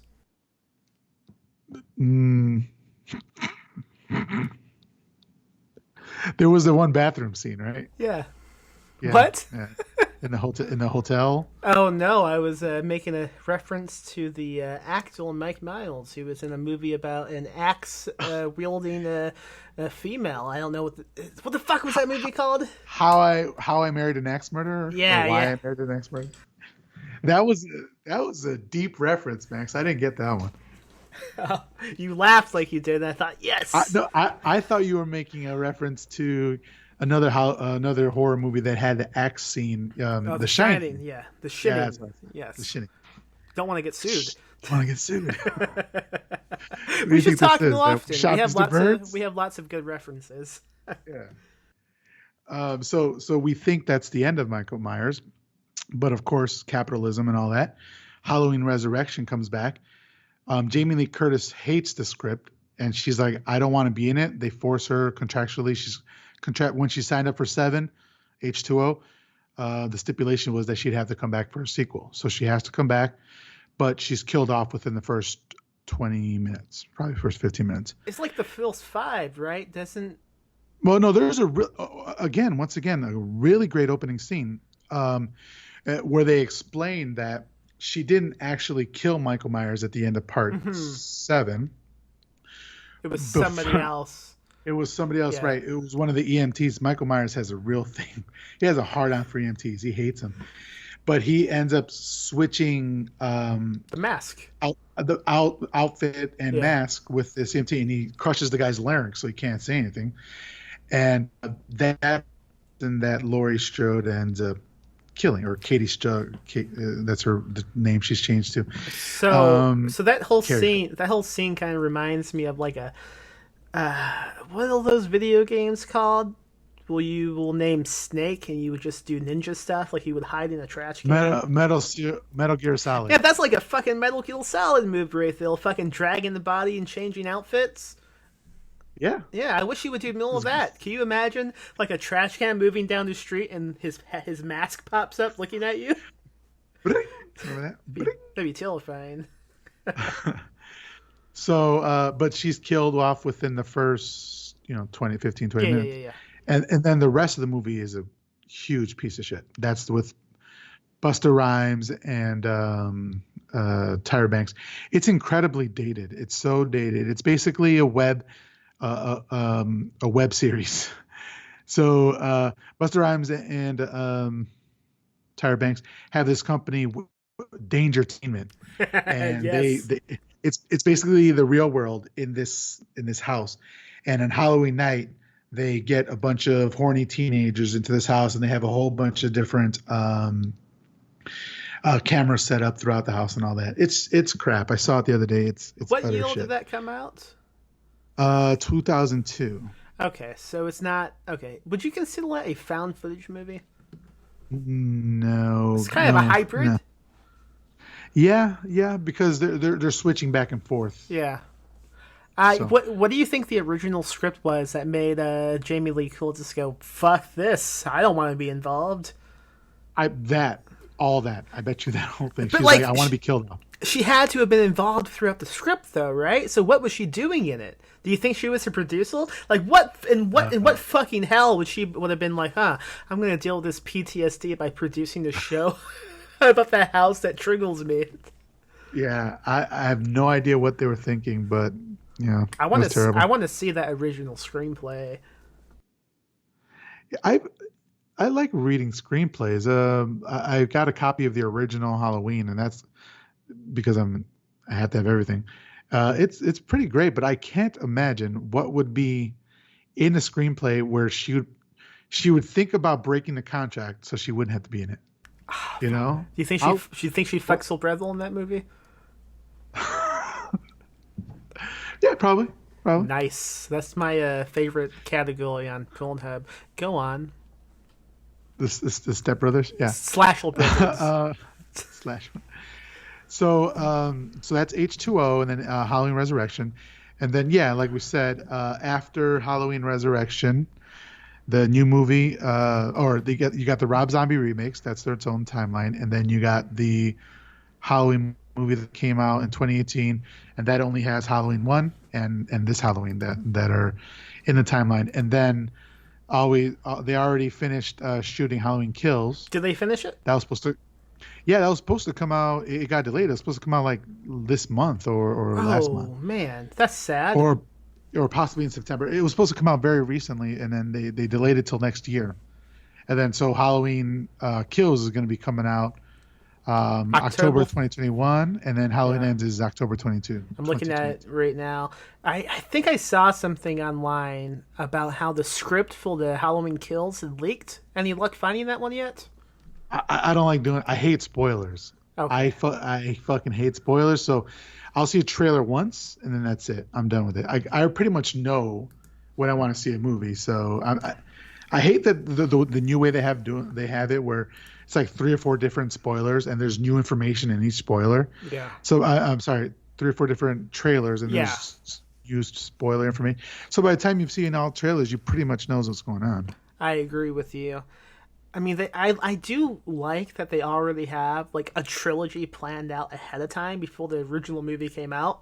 It really gives you Yes. the feeling like, oh, they don't want to just make a sequel because the new remake did good. They already had a fucking plan mapped out. I Yeah. also I love I love the titles too. They sound so kind of campy, but also really kind of cool at the same time. Yeah, this is what happens when you have filmmakers and executive producers and directors who love the work and aren't doing it just for money, Yeah. and they understand the mythos and everything that's around the series, the franchise, and they respect it and they respect their audience. You know, I'm not a sci-fi fan. I'm not a Star Wars fan, but like one of the recent Star Wars, I went to go see it with a friend, and a friend of the cast, Zach Chapman and Andrew Hilbert, and there was so much what was it called, like fan love or fan, Fandom. like little winks to the fans, like, oh hey, do you remember this, like sprinkled throughout the movies, that it was just annoying and it was kind of insulting. But in Halloween, in the new Halloween that came out, there was a little bit sprinkling there, but it was in the background, and it was just. I think they did a really good job of that. So you went to see this with Zach and Andrew? Not the Halloween, some of the Star Wars. Yeah. When was Yeah, this? yeah. 2-3 years ago, whatever. I don't know Star Wars movies. I guess you just didn't have my telephone number yet. Well, You know what, Max? I think that. Bye. it's possible No. I was invited and I would have said no, but I don't believe I was No, invited. I think we expressly said let's not invite him, so it's kind of awkward. Okay. It's okay. I fucking hate those movies. I hate them the fact- anyway. It's the fact that you eat mustard with everything. What's wrong with mustard? Well, no, it's just that you eat it with every meal. Yeah, so what? I'll tell you something disgusting about my. I have someone in my family who I won't name, just because I think it's funny to have secrecy around it. He doesn't listen to the podcast, but he Is it the boy that lives with you? no, my brother. I don't know. I was just trying to be secret about it for no reason. He doesn't listen to the podcast. I don't even talk to him that much. But he used to put just mustard on bread and fold it up like a taco and eat it. Disgusting. I did that with. First of all, that's the most white. This is the whitest thing I've ever heard. I have to stop for a second. Eat it like a taco. That's crazy. Two things. One, I used to do that with bologna sandwiches. Yeah. I wouldn't fold it up, but it would just be bread, bologna, and ketchup. Yeah. So no top. It was terrible. I was a little kid. So no top to the bread? No. It was a sandwich. Otherwise, it wouldn't be a sandwich. It would just be an open-faced taco. Max, stay with me. Good point. I wasn't naming the layers, but I'll name the layers for you. Bread, bologna, Yeah. ketchup, and then another layer of bread. Not even a slice of cheese? No cheese. Straight up bologna and ketchup sandwich. See, my mom's a hillbilly. She's from Pennsylvania, so we would have a lot of fried bologna sandwiches. Did she used to call you yins a lot? No. She would call us the N-word. Wow. It's not a joke. Just kidding. She's racist. Let's go on. Second story about bread. Did you ever used to make bread balls? Second story about bread. This podcast is about Halloween. Max, I'm in quarantine. I don't talk to anybody but my wife and my dogs. I need this right now. Okay. What's a bread ball? All right. So you come home from. Were you a latchkey kid, Max? Only because my parents would leave me to go to the casino all night. But yes. Okay, sad story. I'm talking now, Max. Both my parents worked, and we would walk home, and we would be alone by ourselves for a couple hours. So we couldn't cook, we couldn't use microwave anything. So we would make bread balls. All it was you take a slice of bread, and you scrunch it up in your hand. Bam, bread ball. It's the most delicious meal, snack you've ever had. One thing I would make. I challenge you to find another one. One thing I would make when I was alone a lot is a grilled cheese sandwich, but I didn't know how to grill it, so I would just get 2 pieces of bread, a piece of cheese, and this was when like the fun tubes of butter came out, like you could squeeze it, and like you would have a green tube of butter or like a red tube. Green. Wait. The tube was colored, but not the butter. No, the butter no. wasn't The actual butter was. Okay. It was like we also. What? Yeah, we also had like a purple ketchup at the time. I don't know. Okay, I remember this. Yeah, it was the same time. The times were crazy. Yeah, okay. It was madness. So I would get this green butter and just like squeeze it on the bread and spread it, and then microwave the sandwich for like 20 seconds. Grilled cheese sandwich. There's no cheese. It was just no. I believe I said I added cheese to it, but if I didn't say it, I did add a slice of American cheese. Okay, because you're classy. Yeah. Wow. If any of this makes it into the podcast, I'm gonna be excited. No lie, this all goes in. We can't get canceled for saying this. I'm fine with it. No. We're so off track right now. I hope Latchkey Kids listen to this podcast. That's a great name for a podcast, Latchkey Kids. What would it be about? Things to do when no parents are around? We would get arrested. I remember one time I was left alone with my brother, and my dad had a shotgun at the time, and my brother was like, "Hey, let's go look at this shotgun." And I was like, "Okay." And then he just had it, and he was pointing it at my face. And then later when they came home, I was like, he was pointing the shotgun at me, and then they beat his ass. Rightfully so. Was his finger off the trigger? Was it loaded? I don't know. I was so young, but I still remember that shotgun in my face. Wow. I could have been one of those commercials like, this is what happens when you smoke drugs. Have you ever thought that maybe your brother shot you in the face and you actually died and this is the afterlife for you? Maybe I became like a Ilk Schultz and the Mask. Remember his fucking disfigured face? Yeah. My brother shot me in the face. Maybe he was. Maybe he wasn't shot in the face in that movie. I don't know. Was he shot? I saw the Mask, like Jim Carrey. No. It was just called Mask. It's about that guy with the fucked up face. Haven't He's like, seen it. my face is fucked up. Don't look at me. And it's like, Like the Elephant Man. I wish I was an elephant man. What the fuck are we talking about?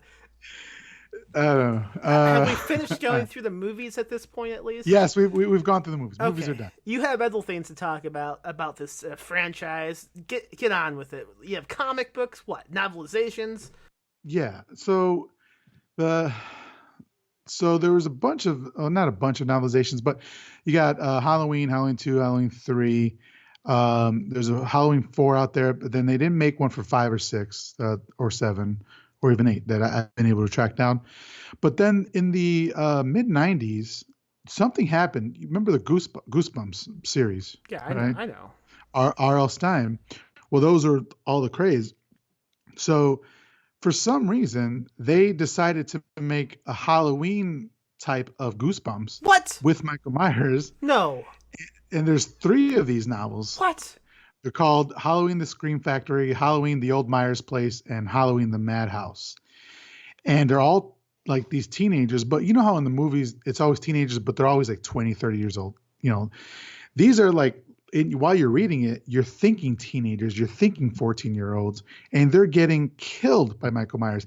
These have no right being like marketed as Goosebumps type books. Do you have these books? I'm looking at the covers right now online. They look amazing.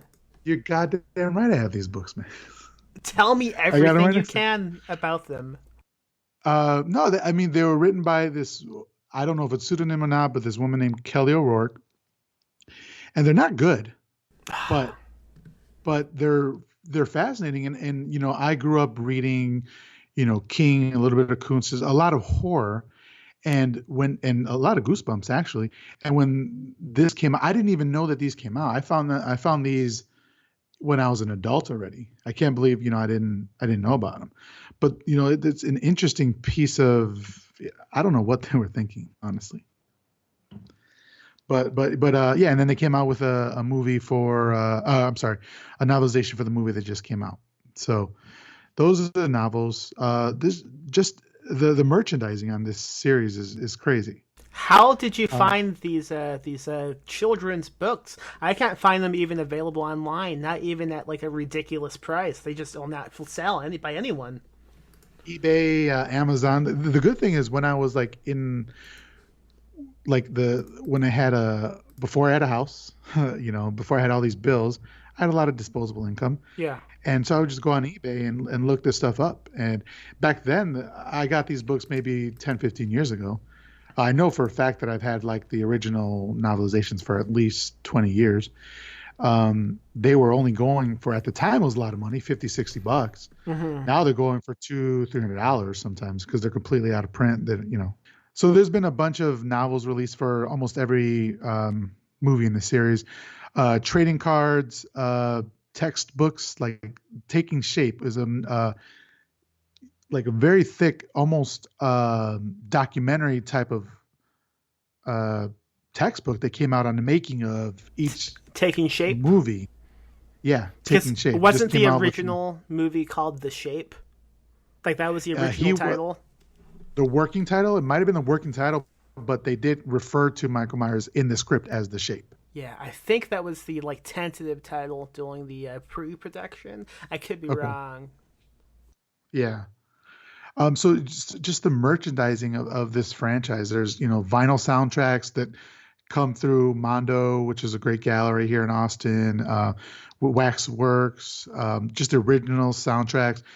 You know, VHSs, 8-tracks. These are all things I have in my collection. I don't know if you have, because I listen to your podcast on Spotify. I don't know if you have a section on your website for Ghoulish that has pictures. Like, you know, I can provide you with pictures of my collection.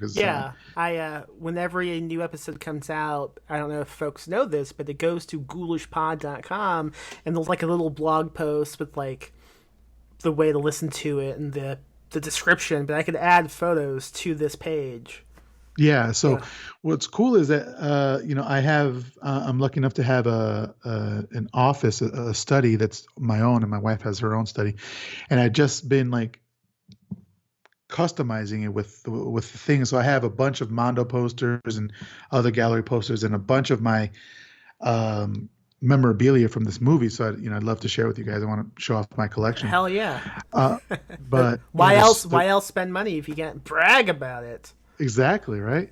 But yeah, man, there's just so much stuff. One of the things that I've been tracking down that I haven't been able to get my hands on is this Atari video game. I know about that one. I know some stuff about this because I did research on it because I was researching the Atari video game of the Texas Chainsaw Massacre because I was writing this pitch to pitch a company called Boss Fight Books. Do you know about them?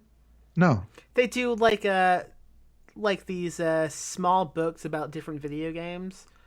It's a nonfiction company, but anyway, they decided they didn't want my pitch. So okay, but I did research into it, and the Texas Chainsaw Massacre one and the Halloween game they came out the same year, like '79 maybe was it '79? No, '83, '83.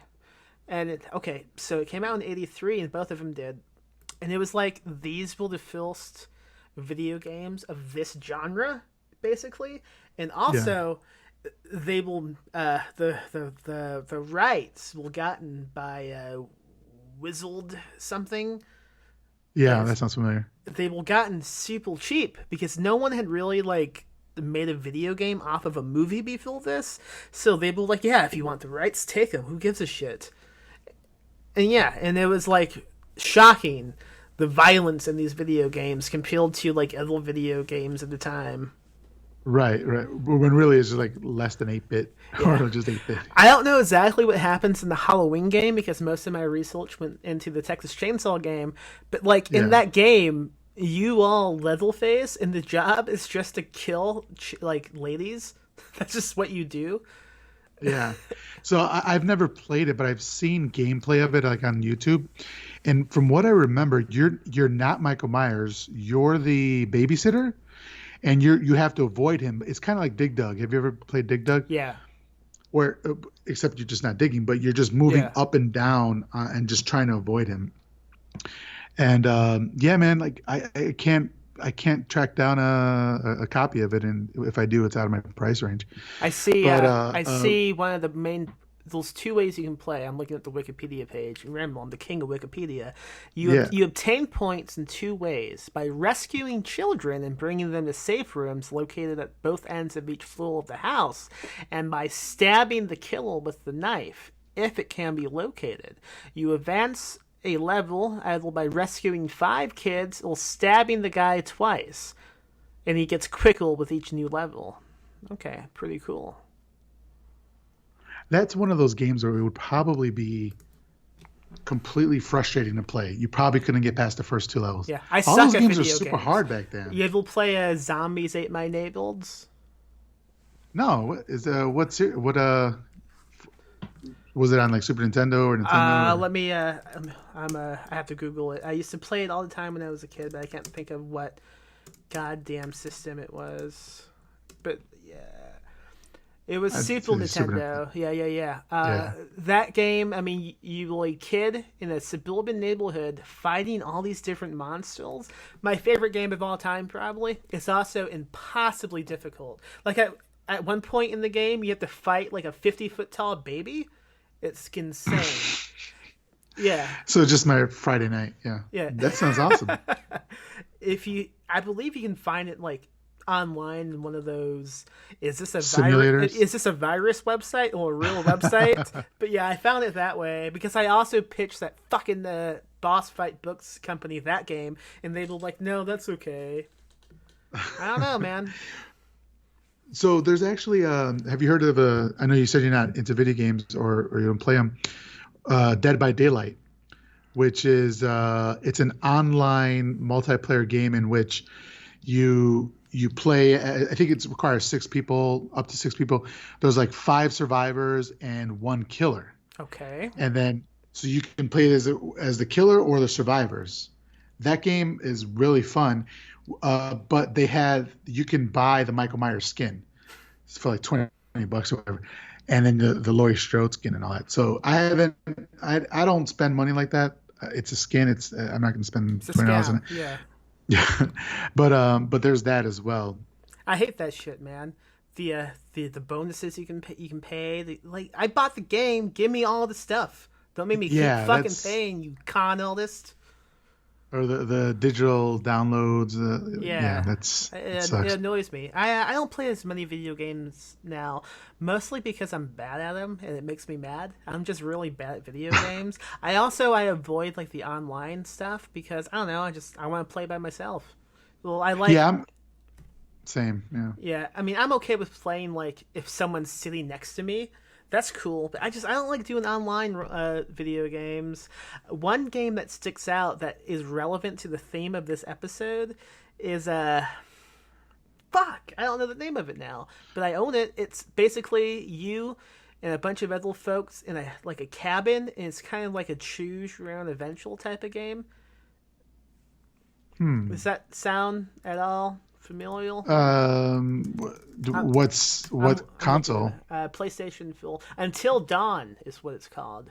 Until Dawn. No, I never had any PlayStations. I never played Okay, it. it's pretty good. You come over to my house tomorrow. We can play it. That would be a great episode. Horror video games for you guys. That would be cool. I have done Yeah. one. I've done a spooky video game episode Ah, shit. I didn't see it. Never mind. way Cut back. this up. It was kind of Hey. a no, that's okay. It was kind of a shitty episode because I was being an asshole the whole time. Like myself and the guest, we chose like three different video games to talk about, so six total. And I just kept talking about Pac-Man because I thought it was funny.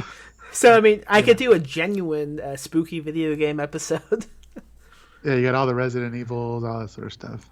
Anyway, what else we got? Well, that's pretty much it. Yeah, the comic books. I have pretty much all the comic books. There's Yeah,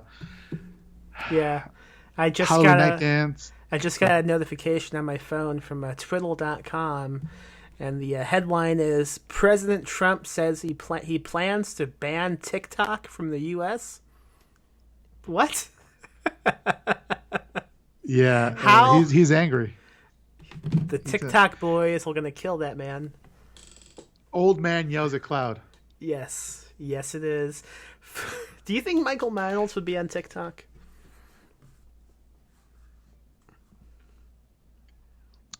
I would like to think so. Yeah. What social media would he prefer? Tumblr. Probably. Probably Tumblr. Why? There's so much. Okay, going back to this, when you tell me, I haven't thought about Michael Myers schlong before. Yeah. In one of it's probably the Rob Zombie 1 remake, one of the characters puts on Michael Myers masks and wants to have sex with it. Not with the mask? While it's on, while he was wearing a mask, he wants to have sex with the girl. Oh, right? okay. Yeah, and I was like, that, first of all, that thought has never crossed my mind, and I'm deep into this shit. Two, I thought about it, and I was like, that is really strange. Why would you want... So the person you're having sex with sees the mask. So no, I've never thought of Michael Myers' dick, and I would not want to have sex with Michael Myers or while I'm Michael Myers. Oh, no. I want to clear that up in case there were people wondering. Oh, no, Miguel.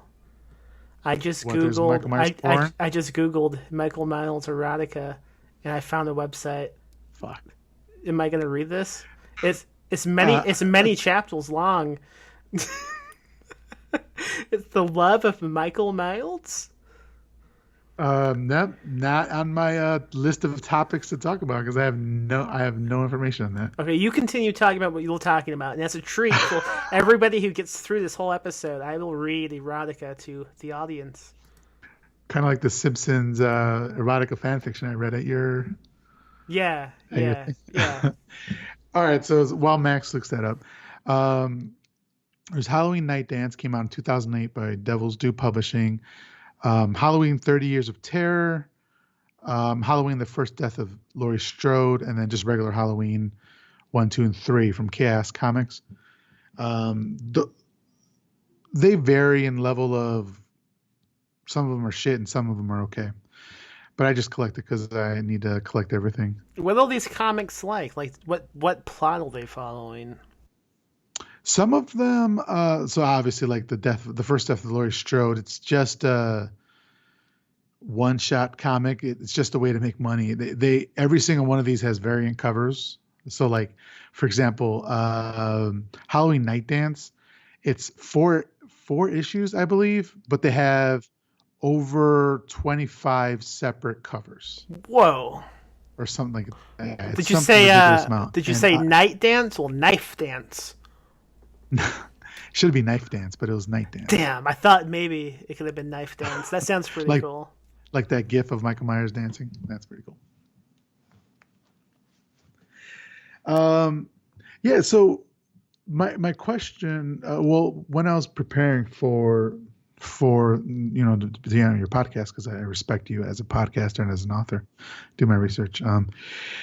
I was thinking why I love Michael Myers, or the franchise, the story, so much, and I think it's because Michael Myers as a blank face. First of all, sidebar, sorry, we didn't even talk about the origins of the Michael Myers mask. Let's get Do you into know about it? Yeah, it's a Shatnel, right? Like Yeah, Inside it's an Out. Yeah, so they had a couple choices. They had one was a clown mask, and I never was really into clowns, so I'm glad they didn't go that way. I don't know if I would have been into the series if they had gone the clown route. I think it was an old Gene Kelly mask or something like that. And then they had this Shatner mask where they just cut off the sideburns and they spray painted it white. They fluffed out the hair. What does that tell you? Like, what does that do to your ego if you're William Shatner, that a mask of your face can inspire nightmares in generations of people? Has he ever commented on this? Not that I know of. He hasn't been in any of the. Let me look at this. What does William Shatner think about Michael Myers' mask? Yeah, I Google like I'm doing Ask Jeeves. When Google came out, I was a rabid Ask Jeeves fan. I was like, "Fuck Google! I'm Ask Jeeves. I'm an Ask man. I'm an Ask man, but I'm also an Ask man." And then even at one point, was like, "What are you doing, man? Just go to Google. Just look it up on Google." Evidently, he finds it amusing. He also said that when his kids used to go trick-or-treating at Halloween, he would have a Halloween Michael Myers mask of his own face, only removing the mask if someone failed to give his kids candy. I don't know if that's that might not be true. You would think he would take it off if they gave him candy to say thank you, kind stranger. Yeah, exactly. Yeah.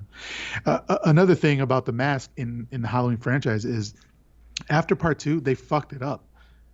Every single other, besides 3, obviously, because it wasn't in there, but the mask was different and it looks crazy. Some of them, like in part 7, they had to digitally or CGI the mask in there because it looked so bad. And so if you look up like a lineup of Halloween Michael Myers masks from each series, you'll see how different they look and how weird they look. So I think what I was gonna say is about 2018 is they brought it back to the original mask, and it looks good, and that's part of respecting your know the audience. That's the mask they want to see. But anyway, I was gonna say the reason why I like the movie, or I think I like it, is that there's just this blank expression on the face, and you can kind of project all your fears and terrors on this one person. He doesn't say anything. He's not like Freddy, who's cracking jokes. Pinhead is just talking about torture and shit like that. It's just he doesn't say anything, and it's just terrifying to be in a room with somebody. You know how uncomfortable it is when you're having a conversation with somebody and they don't say anything? Yeah. Yeah, kind of like that. So it's part of that, and it's also, growing up, I was the only kind of person in my family or in my friend group who liked horror films, and so was this othering, and also growing up in a kind of a, a middle class white community. I was one of the only Latinos in the area, so I felt like this other, and so I connected with Michael in that way of just being like this other, and so I think that was one of the reasons why I kind of connected with this series. That makes sense. I guess. Is there any series that you have like or just character that you just connect with? Not even let's just keep it horror. I think about this. I think about this like I know a lot of folks who are like, yeah, this is my franchise. Like some folks love Jason. Yeah. And some folks love the Nightmare on Elm Street movies. And I don't think I have one. Like I love the original Halloween. I'm okay with the sequel. I like the spin-off one, Season of the Witch. Most of the other sequels that I can remember, I'm like, yeah, that's fair. That's fair. But like, I don't give a shit about any of the Friday the 13th movies. I love Nightmare on Elm Street, the original. I don't like any of the sequels at all. I love Texas Chainsaw Massacre. I think the second one's pretty fun, but anything else, it's like, fuck it, who gives a shit? Yeah, the second one was such a departure from the first one, though. Yeah, I think it's like it's a fun time. Like I'm not like looking at my phone as I'm watching it. I like it, but I mean, what else? I mean, the fucking Leprechaun series. Leprechaun in the Hood, yo, come on, now. I don't think I have a franchise. I mostly just like I enjoy the original movies, and then I'm usually not interested beyond the sequels. I don't know. You don't connect with Payman from Hereditary? Is it a sequel? No. My favorite kill of that movie was the light post. Oh, shit. It gave good... nope, not going to make that joke. Shit. One other thing I was going to say is I actually found out my brother... who passed away last year, I didn't realize he was the one who showed me, kind of started my love of horror. And he showed me Halloween for the first time. I found out that it was his favorite horror movie as well. And I didn't realize that until we were talking last year, like when we were taking care of him. And so, there's that connection as well. It's at this point, it's deep in my psyche. Like what I feel, and I feel a lot of horror fans do as well. When I'm having a shit day, a shit time, or whatever, I want to see a horror movie. And horror movies make me feel better. Yeah, that makes a lot of sense. So yeah, what you're saying, I agree with you saying. I understand. One movie I think I go back to a lot that reminds me of like when I was a kid is The Gate. Have you seen that? Great movie. That movie, I didn't see it until I was older, but yeah. That movie, I think out of any other horror movie, it's like a comfort movie. It's like because I was obsessed with it as a kid. I used to watch it a lot with my own brothers. It was just something we all loved, and it was just really cool to me to see like these kids banding together. It's like the Goonies, but more horror. It's like the Goonies, but it doesn't suck. Whoa. I'm dropping. You're saying I'm talking shit. Where'd that come from? Goonies fucking blows. Go on. What I was going to say is, so you saw it as a kid. You liked that movie. What did it feel like when you first saw that monster fall to the ground and then become a whole bunch of different other monsters? It terrified me as a kid. Yeah. Yeah, but I love it now. Yeah, it's awesome. Well, now that I'm talking about it, I didn't even realize it. They have a scene similar to that in Army of Darkness. You remember Army of Darkness? Yes, they do. Campbell? Yeah, in that strange cabin, like there's a windmill on it. He drinks the tea and he falls. Yeah. Army of Darkness is a great movie. You know what? You just answered the question you asked me. That's my franchise. When I was a kid, we were obsessed with all three of those movies, and I still am. All those movies, I love the pieces. I can't believe I didn't even think about it. Yeah, that's my franchise. Yeah, that's it right there. What's your favorite one? Part 1, part 2, part 2.1? Probably the second one. Yeah. Yeah, That's terrifying. Is it? Oh, I thought you meant it's terrifying that that's my favorite. No, no. Well, also that no. I love the second one. I mean, I don't dislike any of them. I like them all. I love the TV show. I love the remake. Anything Evil Dead, I'm a big fan of. So, what was the TV show called again? Like Ash Ash versus versus. the Evil Dead. Okay. Yeah, I tried watching the first episode for 2 or 3 episodes, and um, I couldn't get into it. But you're saying I might give it another try. I would recommend giving it a second try. It's pretty good.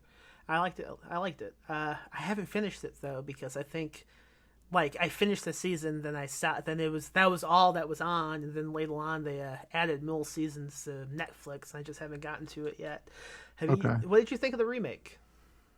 I loved it. Yeah, I thought it was on par with the original. Well, I like part two better, but Evil Dead Part Two. I think the Evil Dead remake was on par. Like I like that the actress Jane Levy or yeah. Levy or whatever. I think they did a great job. If I had to rank them, I would go two, Army of Darkness remake, and then one. Yeah, I mean, one is, or part two was basically a remake of part one. Yeah, yeah, You yeah. know, with a bigger budget. But yeah, that is a great franchise. There's not a bad movie in that franchise. I used to have this special edition when I was a kid that we got at Best Buy of the original movie, and the DVD the case was the Book of Dead. It was made in this Oh fucked shit! up leather, and it has like the face on it. And my Yeah. my nephew, who's like 8 years younger than I am, he was also obsessed with it. Like from a frightening age, like I hope he doesn't grow into a serial killer type of age. He shouldn't be watching this, and he ended up destroying that case, and I never forgave him. What? Why? Did he ever say why? He was just a fucking like an infant. He's just a dick. Not Kid's a not jerk. not an infant, but like he was like I don't know 5, and he just loved it. He was Kids are obsessed with the. jerks. Yeah, I fucking hate that guy. Nah, he's cool. Shout Cl- out to Anthony. Klaatu Barata Nikto. I love the scene in Army of Darkness where he forgets the code, so he thinks he can fucking cheat the demon by coughing. Yeah. Yeah, I love that. Did you my wife took me when we were still living in Chicago for my birthday or an anniversary present or something to go see the Evil Dead musical. I didn't see it. How was it? Oh fuck, man. I hate musicals. Aw, see, I like I'm musicals. not but I know I'm not a fan of musicals. I don't like spontaneous breaking out in a song. Movement. But this was my type of musical. And Yeah. we sat in the first row, or probably first, no, it's maybe second row. I don't remember. But it basically is the splash zone, Oh and they gave no. us basically like Raincoats. raincoats, Yeah, yeah. and there was basically blood splurting out into the audience from the stage, and we were absolutely covered in blood. That's amazing. And it was so good. If you ever have a chance to go see it, I'd highly I recommend it. don't It was think I'm so gonna have a chance anytime soon, Miguel. I don't think yeah, any because musicals are opening at the moment. TikTok is fucking us up. Yeah, fucking TikTok. What do you think a Halloween musical would be like? It'd be Oh man, pretty awful. What, Do you know what awful. the ongoing theme song of that would be? Uh, this interview's over. To I me, mean, yeah. I was just gonna say we didn't even talk about the soundtrack. John Carpenter's score. That's okay. We talked. One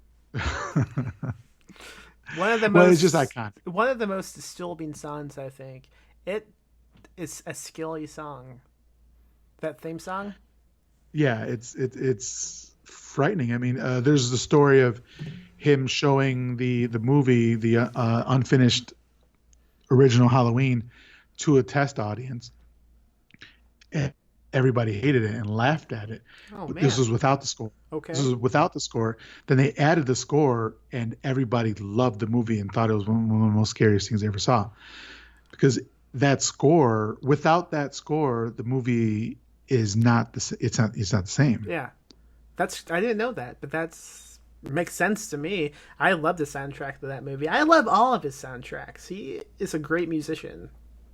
Yeah, he's multi-talented. I love listening to his soundtracks, like just to write. It's great writing music. Yeah, I think we were at your house Yeah. in March or whatever, and I forget. Oh no, you had the Trick or Treat soundtrack going, or I Yeah. forgot what soundtrack you had going on, but it was a horror soundtrack. It was cool. I think I went to YouTube and I picked one soundtrack, and then once that finished, like the recommended videos just would begin playing. Like I know Trick or Treat played, Dawn of the Dead played at one point. Yeah, Yeah, there's some great like. What other genre relies so heavily on the music and the score? musicals. But, all right, musicals, yeah, but like other genres, like do you know who Goblin is, right? Yeah, yeah, yeah, yeah. Yeah, like Goblin is so great. And anyway, yeah, Do you know who's really good? A new musician who does great soundtracks is a Disaster Piece. He did It Follows. Disaster Piece, really? Yeah, I haven't heard. Yeah, he's good. He also That was a great soundtrack. Yeah, that was a. I recommend just looking up his soundtracks and all of his music. He's quite good. Okay, I'll check it out. It's spelled Peace instead of Piece. Okay. I'm gonna forget that immediately, so I might just have to ask you to text Just it. listen to the episode. That's true. Okay, anything else we have Michael Miles related? Not really, man. I just, I think Halloween's probably, well, it's definitely my favorite horror movie, but I think it's, one of the best movies ever made. That's just my opinion. I mean, the franchise itself is questionable and has some shit movies. I know that. I'm not speaking about the franchise, but the movie itself, for what it did for the genre and how it moved, cinema forward, I think it's one of the best movies ever made. I can't disagree with you.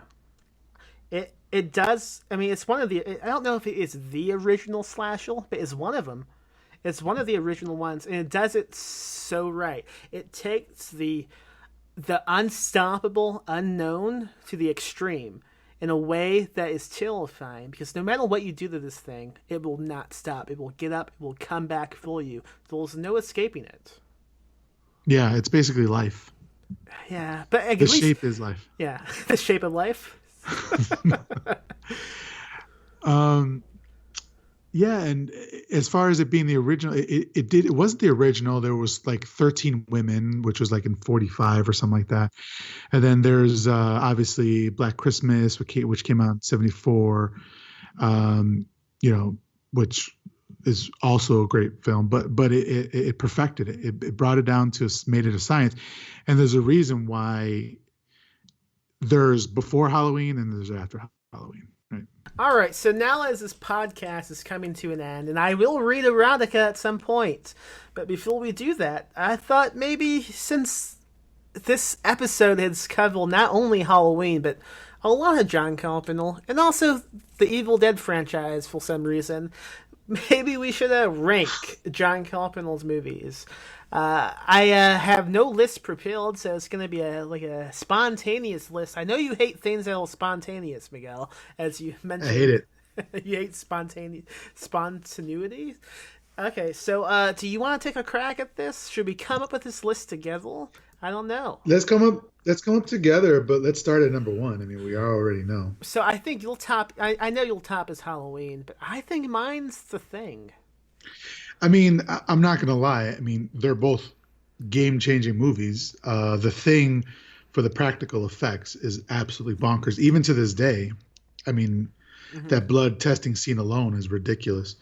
It's a close second, but on my list, it's got to be number one. Halloween number one. Well, you all the guess. The Thing number two. You all the guess. So Halloween, and we'll go with The Thing. I'm okay with this. I disagree, but I'm okay with this. Now number three. What do you go from there? So we got. You have The Fog. You have Elvis. Yeah. Elvis was with his frequent collaborator, who was in Escape from Kurt Russell. Kurt Russell. Yeah, I haven't seen it. I haven't seen that. It was a made-for-TV movie. Okay. It was serviceable. I think I would go with Assault on Precinct 13. I am a big fan of that movie. Assault on Precinct 13. Yeah. Okay. What do you think about that movie? You a fan? I am a fan. I would go Escape from New York. Okay, that's a good point. That's a good one. Can you imagine someone risking their life to save a president now? No, not at all. Leave him. Leave him. Oh, he's under attack. Oh, that's bad. No, that's a Cool. shame. What's on TikTok? Yeah. All right. So escape number 3 for assaults. I'll agree with that. So we're gonna discover some bad things about Assaults. me because some of his movies I have not seen. So like obviously Elvis I haven't seen. We don't even have to count that since it's a TV movie. But I have not seen Prince of Darkness. I have not seen Dark Star. Those are two of his movies I have not seen. Dark Star was like his was it THX 1137? What's the guy who made Star Wars? Lucas? Yeah, George Lucas. He made a movie before Star Wars and before that 50s movie called THX 1137, something like that. It's a really weird sci-fi movie, Yeah. and it was like made on a real cheap budget. And Dark Star is basically like Carpenter's thesis in college. Oh, okay. And it was actually he worked on it with Dan O'Bannon, Okay. who went on to work on Alien and Aliens. Wow. So yeah, so Dark Star is a good movie, but it's toward the bottom, I'd say. Okay. I'd put 5 The Fog, or no, actually, The Thing.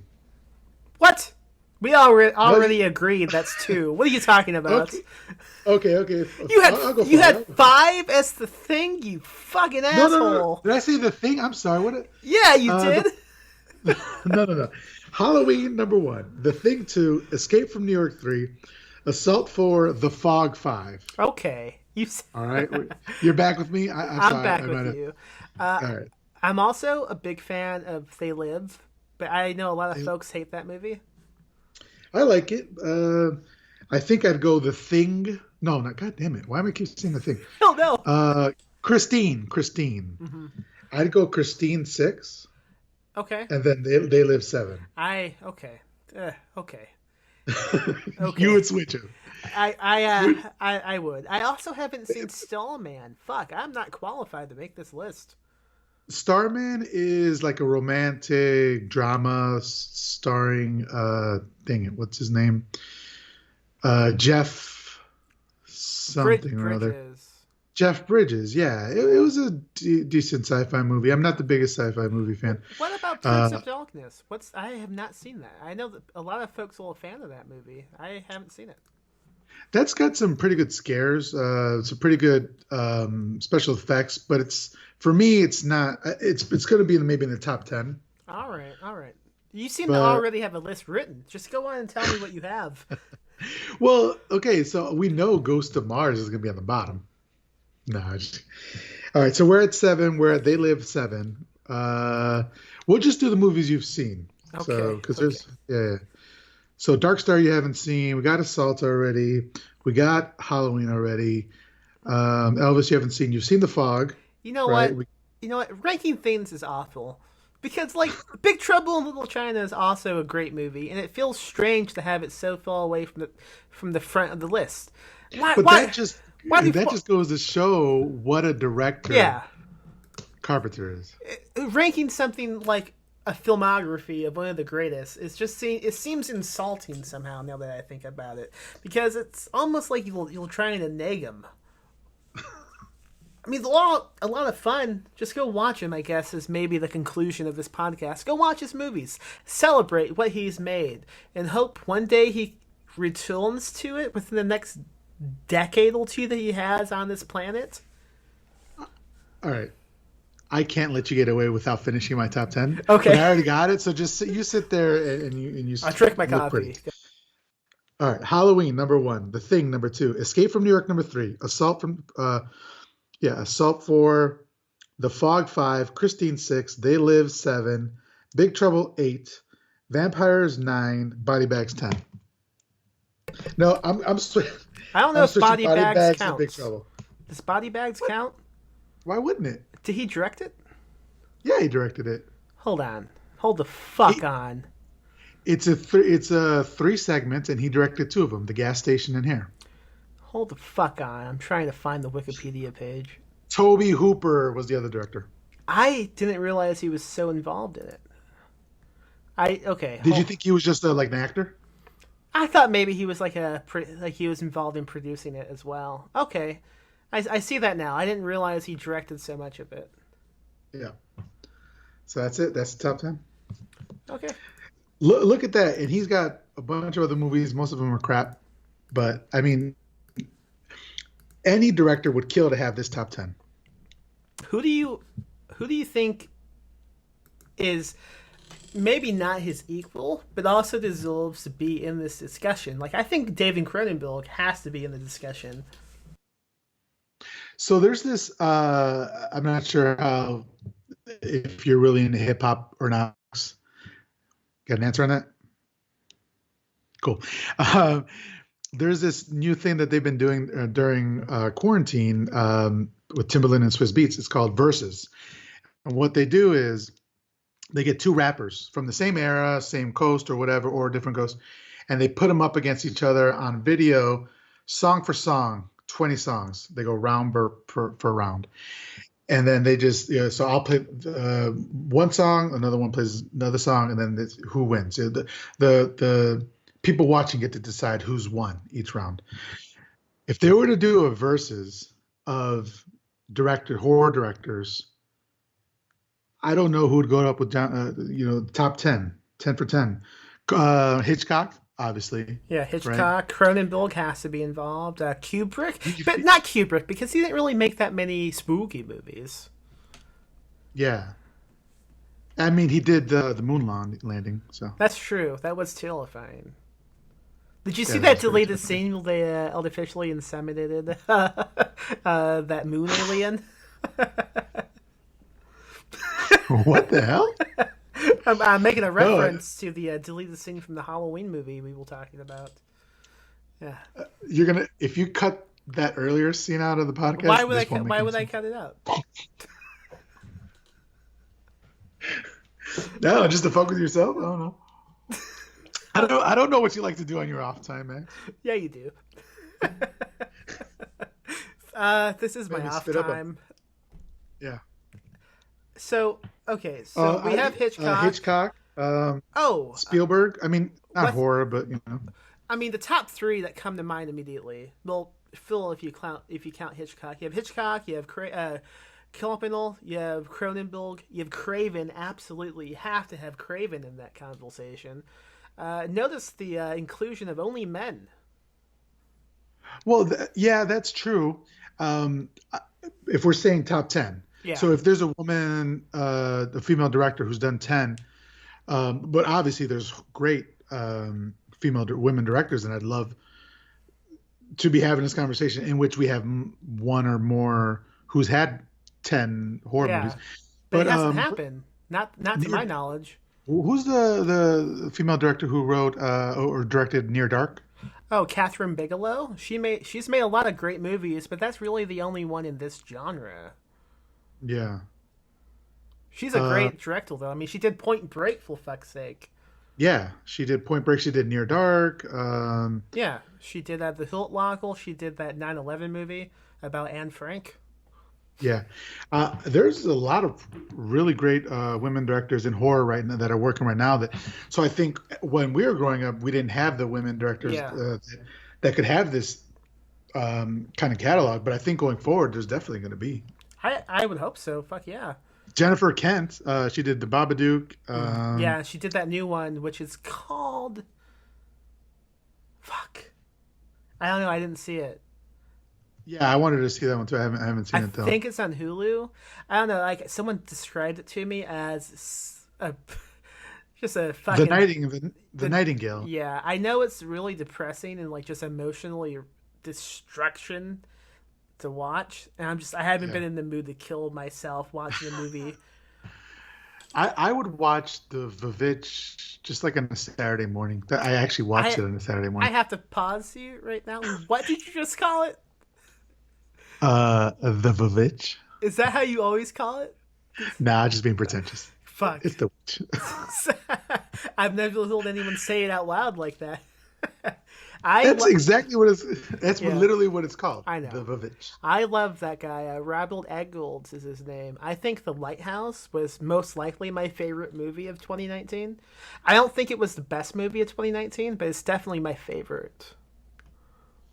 He There's a lot of exciting horror directors coming out. Ari Aster, I think he'll definitely be in discussion within the next, Yeah. couple years to have a top 10 like Carpenter, Jordan Peele. I mean, I'm so excited with everything he does. I mean, that's going to be great. But I definitely do want to see a lot more women directors. You know. Oh, one other one. Sorry to Did you interrupt just you. think of who One I thought other. of? George Ramillo. Um, who? George Ramillo, man. He has to be in this Oh, George conversation. Romero. Fuck yeah, yeah, yeah. No, of course Romero. And then you got like all the Italian like Mario Bava's, or I don't know if they'll have 10 movies, but I was gonna say the female director who did A Girl Walks Home Alone at Night. I don't Have you know what seen it'll. that? Yes, I don't know what her name is though. I can look it up. But I mean, we're missing a lot of folks. We missed James Wan. He's okay.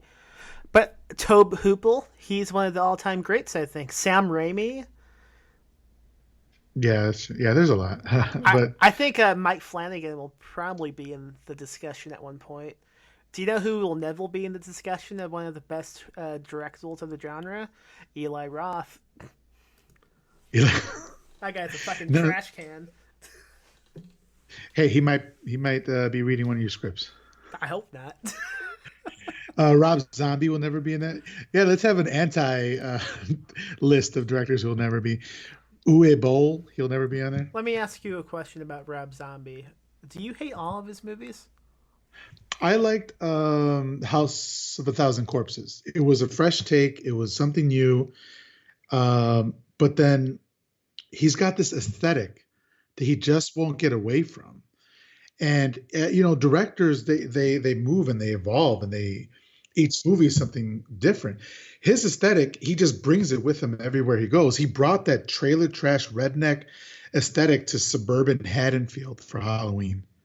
Like it makes no sense to me whatsoever, and it's just not a world that I feel comfortable in. Like in that world of rednecks are racists, and I am not comfortable in that environment. Obviously I don't want to be around that. That's odd that you're friends with Andrew Hillbilt then.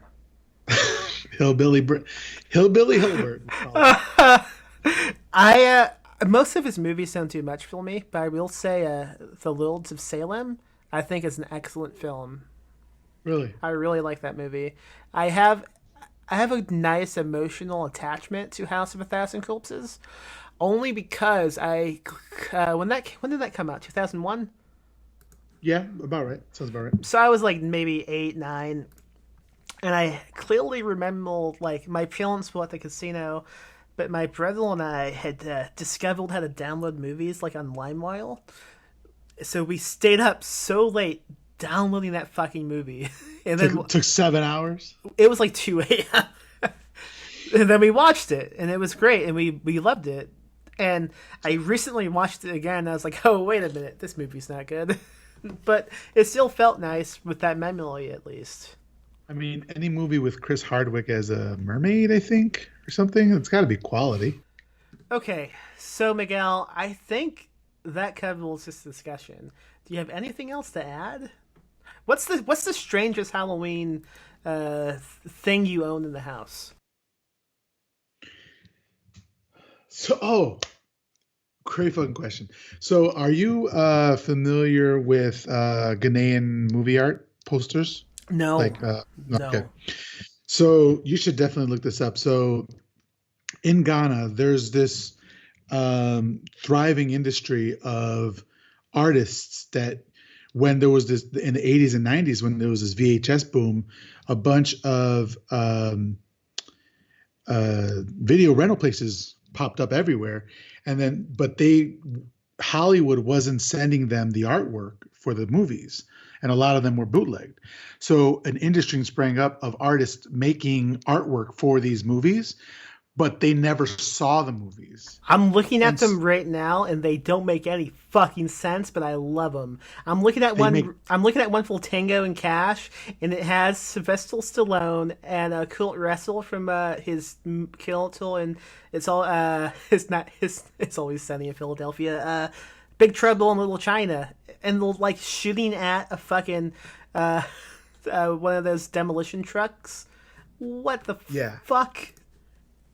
That is actually a great a great episode for a podcast. Is this Ghanaian art? It's so fucking good. It's so abstract because they haven't seen these movies. They'll paint whatever they want on this poster cover, on this poster, and it's just the best artwork you've ever seen. And what they do is they didn't have canvas. So what they would do is they would take these flour sacks and these rice sacks, and they would sew them together, and they would paint on the back of these. And there'd be these huge artworks in front of these video stores, and that was the advertisements. Well, in the 80s and 90s, that's how in Ghana, that's how they advertised these movies. And then with the advent of DVD and streaming, those companies kind of those stores closed just like they did here in the States.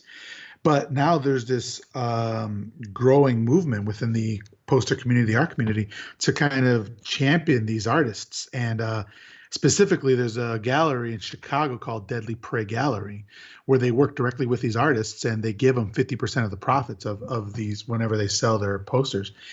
And they recently, within this last week, released a poster for Halloween. And I scooped it up.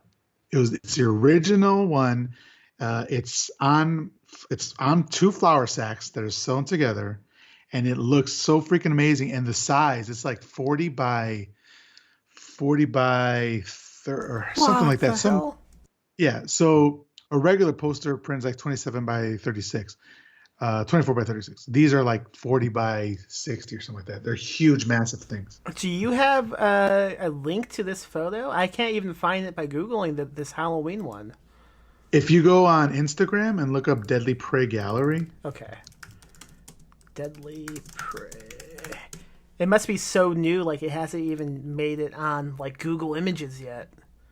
Yeah, literally. I see it. I see it. That's fucking great. On Tuesday, they dropped it like on Tuesday or Wednesday, and a friend of mine who's an artist, his name is Ken Boda, and he goes by Cat Mikey. He showed me this, and I had to jump on it. It's so freaking beautiful, isn't it? Like that scene, that doesn't even happen. Like there's no barbed wire in this movie.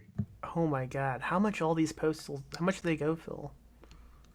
So they make prints of the posters, and they'll go for like 25, 30, 50 bucks. But like the originals can be pricey. This one, I think, was like this particular one was like $600. Holy shit! It worth it though.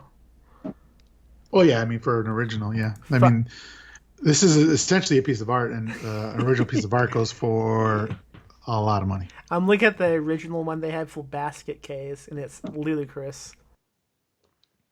Yeah, I would recommend your listeners go check out these Ghanaian posters. They're so incredible. I will link it in the show notes. I am looking at one for Batman.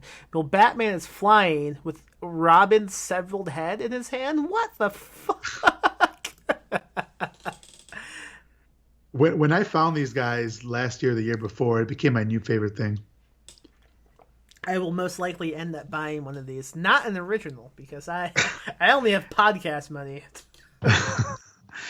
But yeah, these are great, and they're the great thing about it is they're working directly with the artists in Africa to make sure that they get their money. And actually, for the month of July, they were giving even more of their profits to Black Lives Matter, which I know you've done with your company. And I just wanted to say I commend you on that. That's a great move that you did. Thank you. And I solved racism with that. It takes all of us, man. It takes all of us.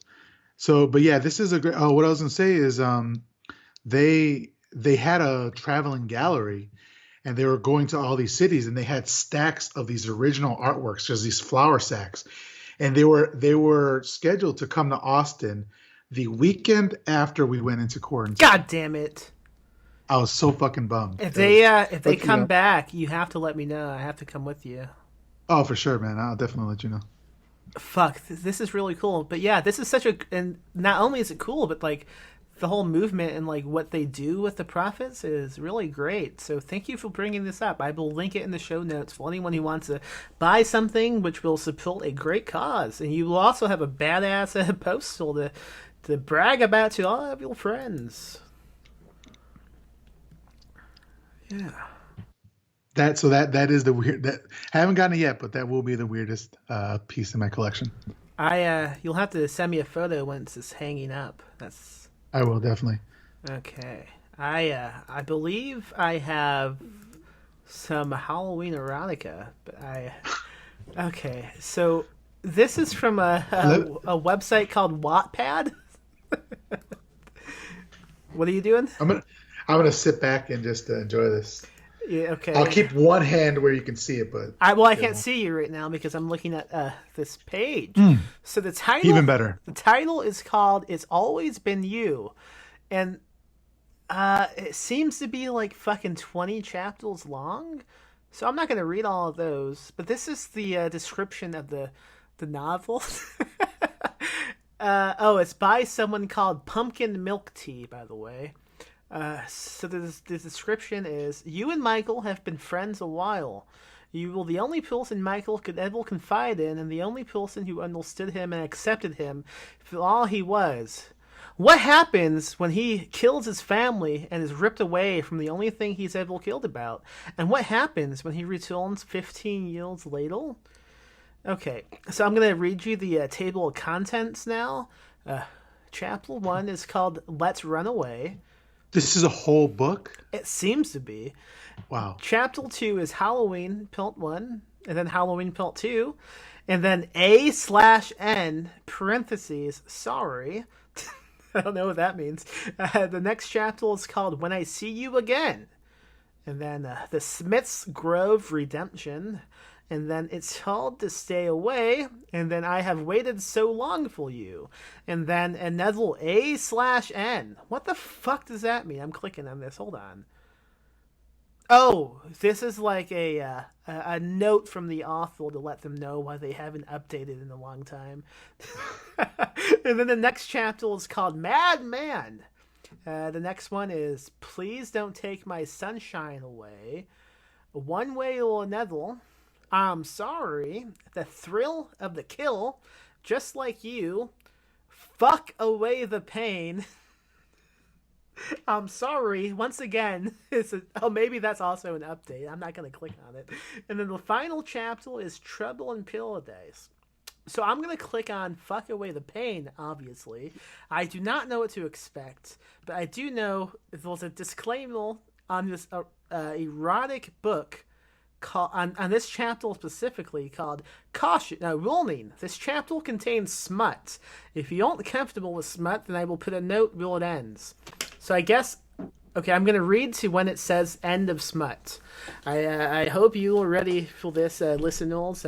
Please get lube and a Kleenex at hand. Michael's cold hand ran softly down your Bill's stomach. It was written in second person. Goosebumps milking the trail. His head was still tucked into the crook of your neck. You could hear his breathing and feel his hot breath fan over your neck. You were already putty in his hands, and that drove him crazy. Gross. As his hand wandered closer toward the bottom of your jeans, you began to squirm in anticipation. He was teasing you.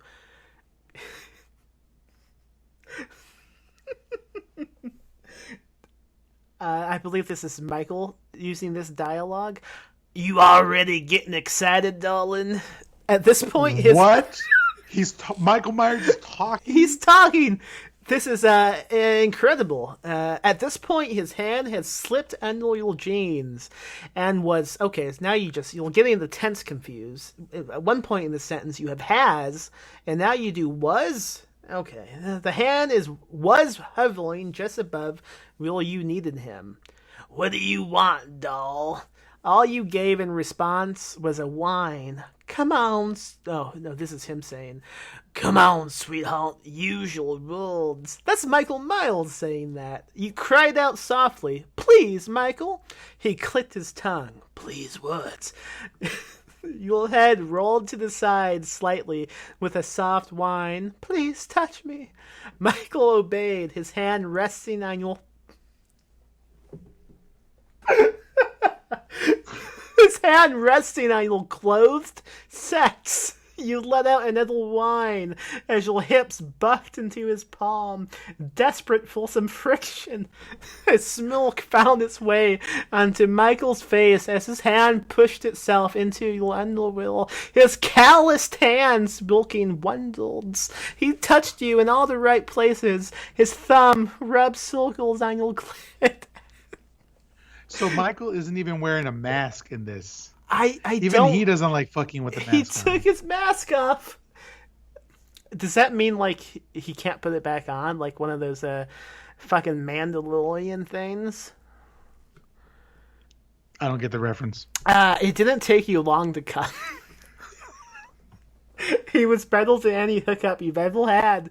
You guessed that the experience was overall better when it was with someone you loved. Michael was quite pleased that he managed to make you come undone with just his hand.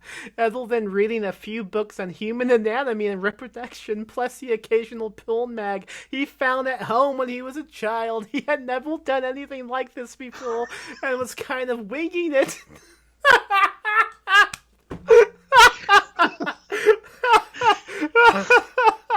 But it felt almost natural to him. You were natural to him. He was glad it was you he was going to do this with. He never had eyes for anyone else, even as kids. A wave of instinct came over Michael. His hips bucked forward, rubbing against his trousers for some relief. His hands fiddled furiously with his trousers, unable to get them off as he grunted loudly in frustration. Let me, you said. Michael watched. Max, I'm sweating over here. My glasses are so fogged I can't read this. Michael watched as you delicately undid his pants. He was still glowing from your orgasm. Glowing! And he was in awe of you.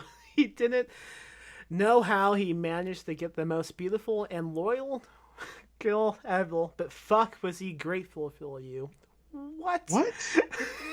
Once the pants fell off, Michael kissed you. It was rough and hot. You could taste the faint metallic taste of blood on his tongue. Wow. So he's just finished eating blood. a dog. Yeah. He just ate a dog. Now he's going to eat this lady. You could feel Michael's... Oh, this is a classic erotica usage. You could feel Michael's member between your legs. The light bucks of his hips caused you to moan. How come hips keep bucking in this? Lots of bucking hips. You slowly... Bucking's because it rhymes with fucking. Oh, fuck. You slowly kiss down his chest and stomach softly, stopping just above his length. His length! Oh my god. His breath hitched in his throat as you lightly stroked him. Fuck, they're not even having sex yet, are they? No. Fuck, this is what he says? Fuck, you're so good for me. Oh my. You loved how he looked right now. It was his chilling to come, undone at your touch. That has to be the name of a Cooln album, I think. Come Undone. Leaning down, you take the head into your mouth, sucking lightly. The groan he let out was your signal to continue.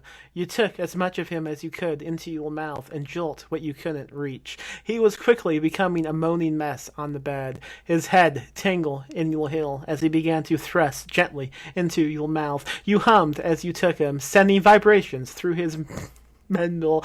At what point do I stop reading this? This is what took him over the edge. His grip on your heel tightened as he filled your mouth. Groans leaving his throat as he came. You quickly swallowed his load and motioned for Michael to lay down on the bed. He looked reluctant, but did as you asked. You straddled his hips as his hands find their way to your soft hips. He liked how your skin felt. You leaned down and kissed him. Let me take care of you. Your world shivered across his skin. You position him at your entrance. At your entrance? I think we can leave it at that. Okay. Wait, can you just scroll down real quick and just see what's the next thing he says? Yeah. Okay, so he hold on. I have to find entrance now. Okay, so you position him at your entrance and slowly sink down on him with a soft whine. Bum, bum, bum, bum, bum, bum. You felt Michael twitch slightly inside of you. Michael, I'm close. His nails dog into your delicate skin, and his threats getting all sloppy. Oh, fuck me too! Okay. He began to pat slightly between his moans. Come with me, baby!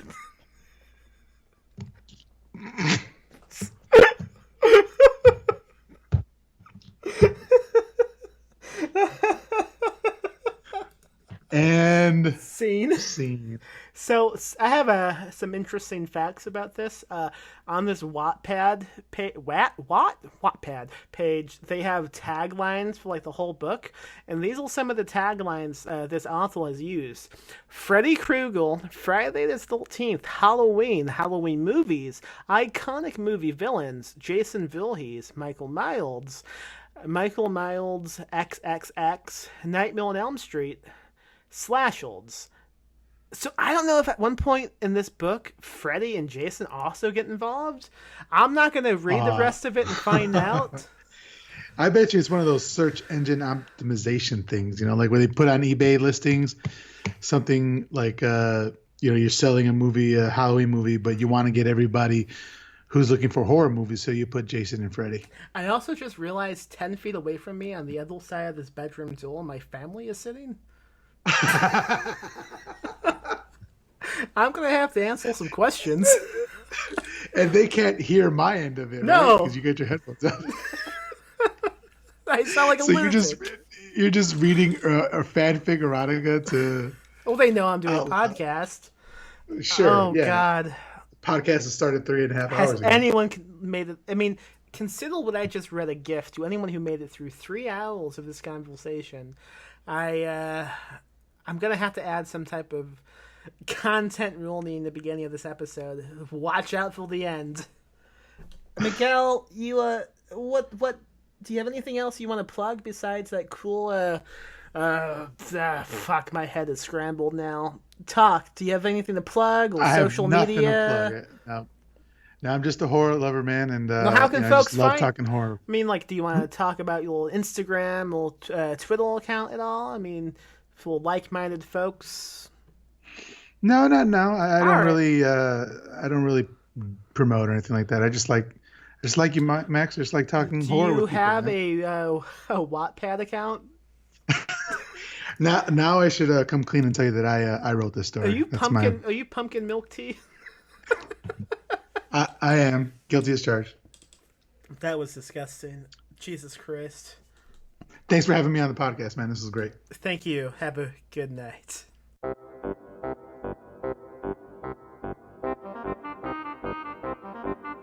Ooh, and that's been an episode of Ghoulish. I am Max Booth, a host. And if you liked today's episode, go rate and review us on iTunes. We have a Patreon at patreon.com/PMM Publishing.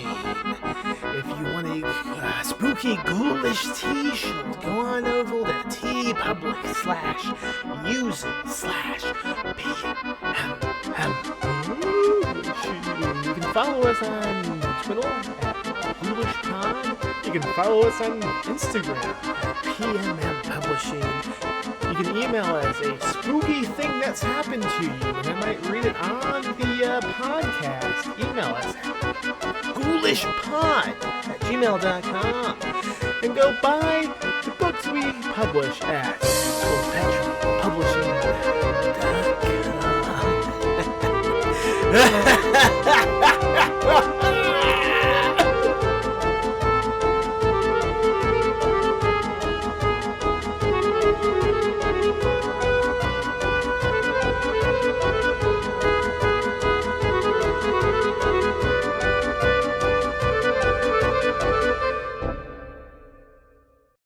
Live spooky, die spooky.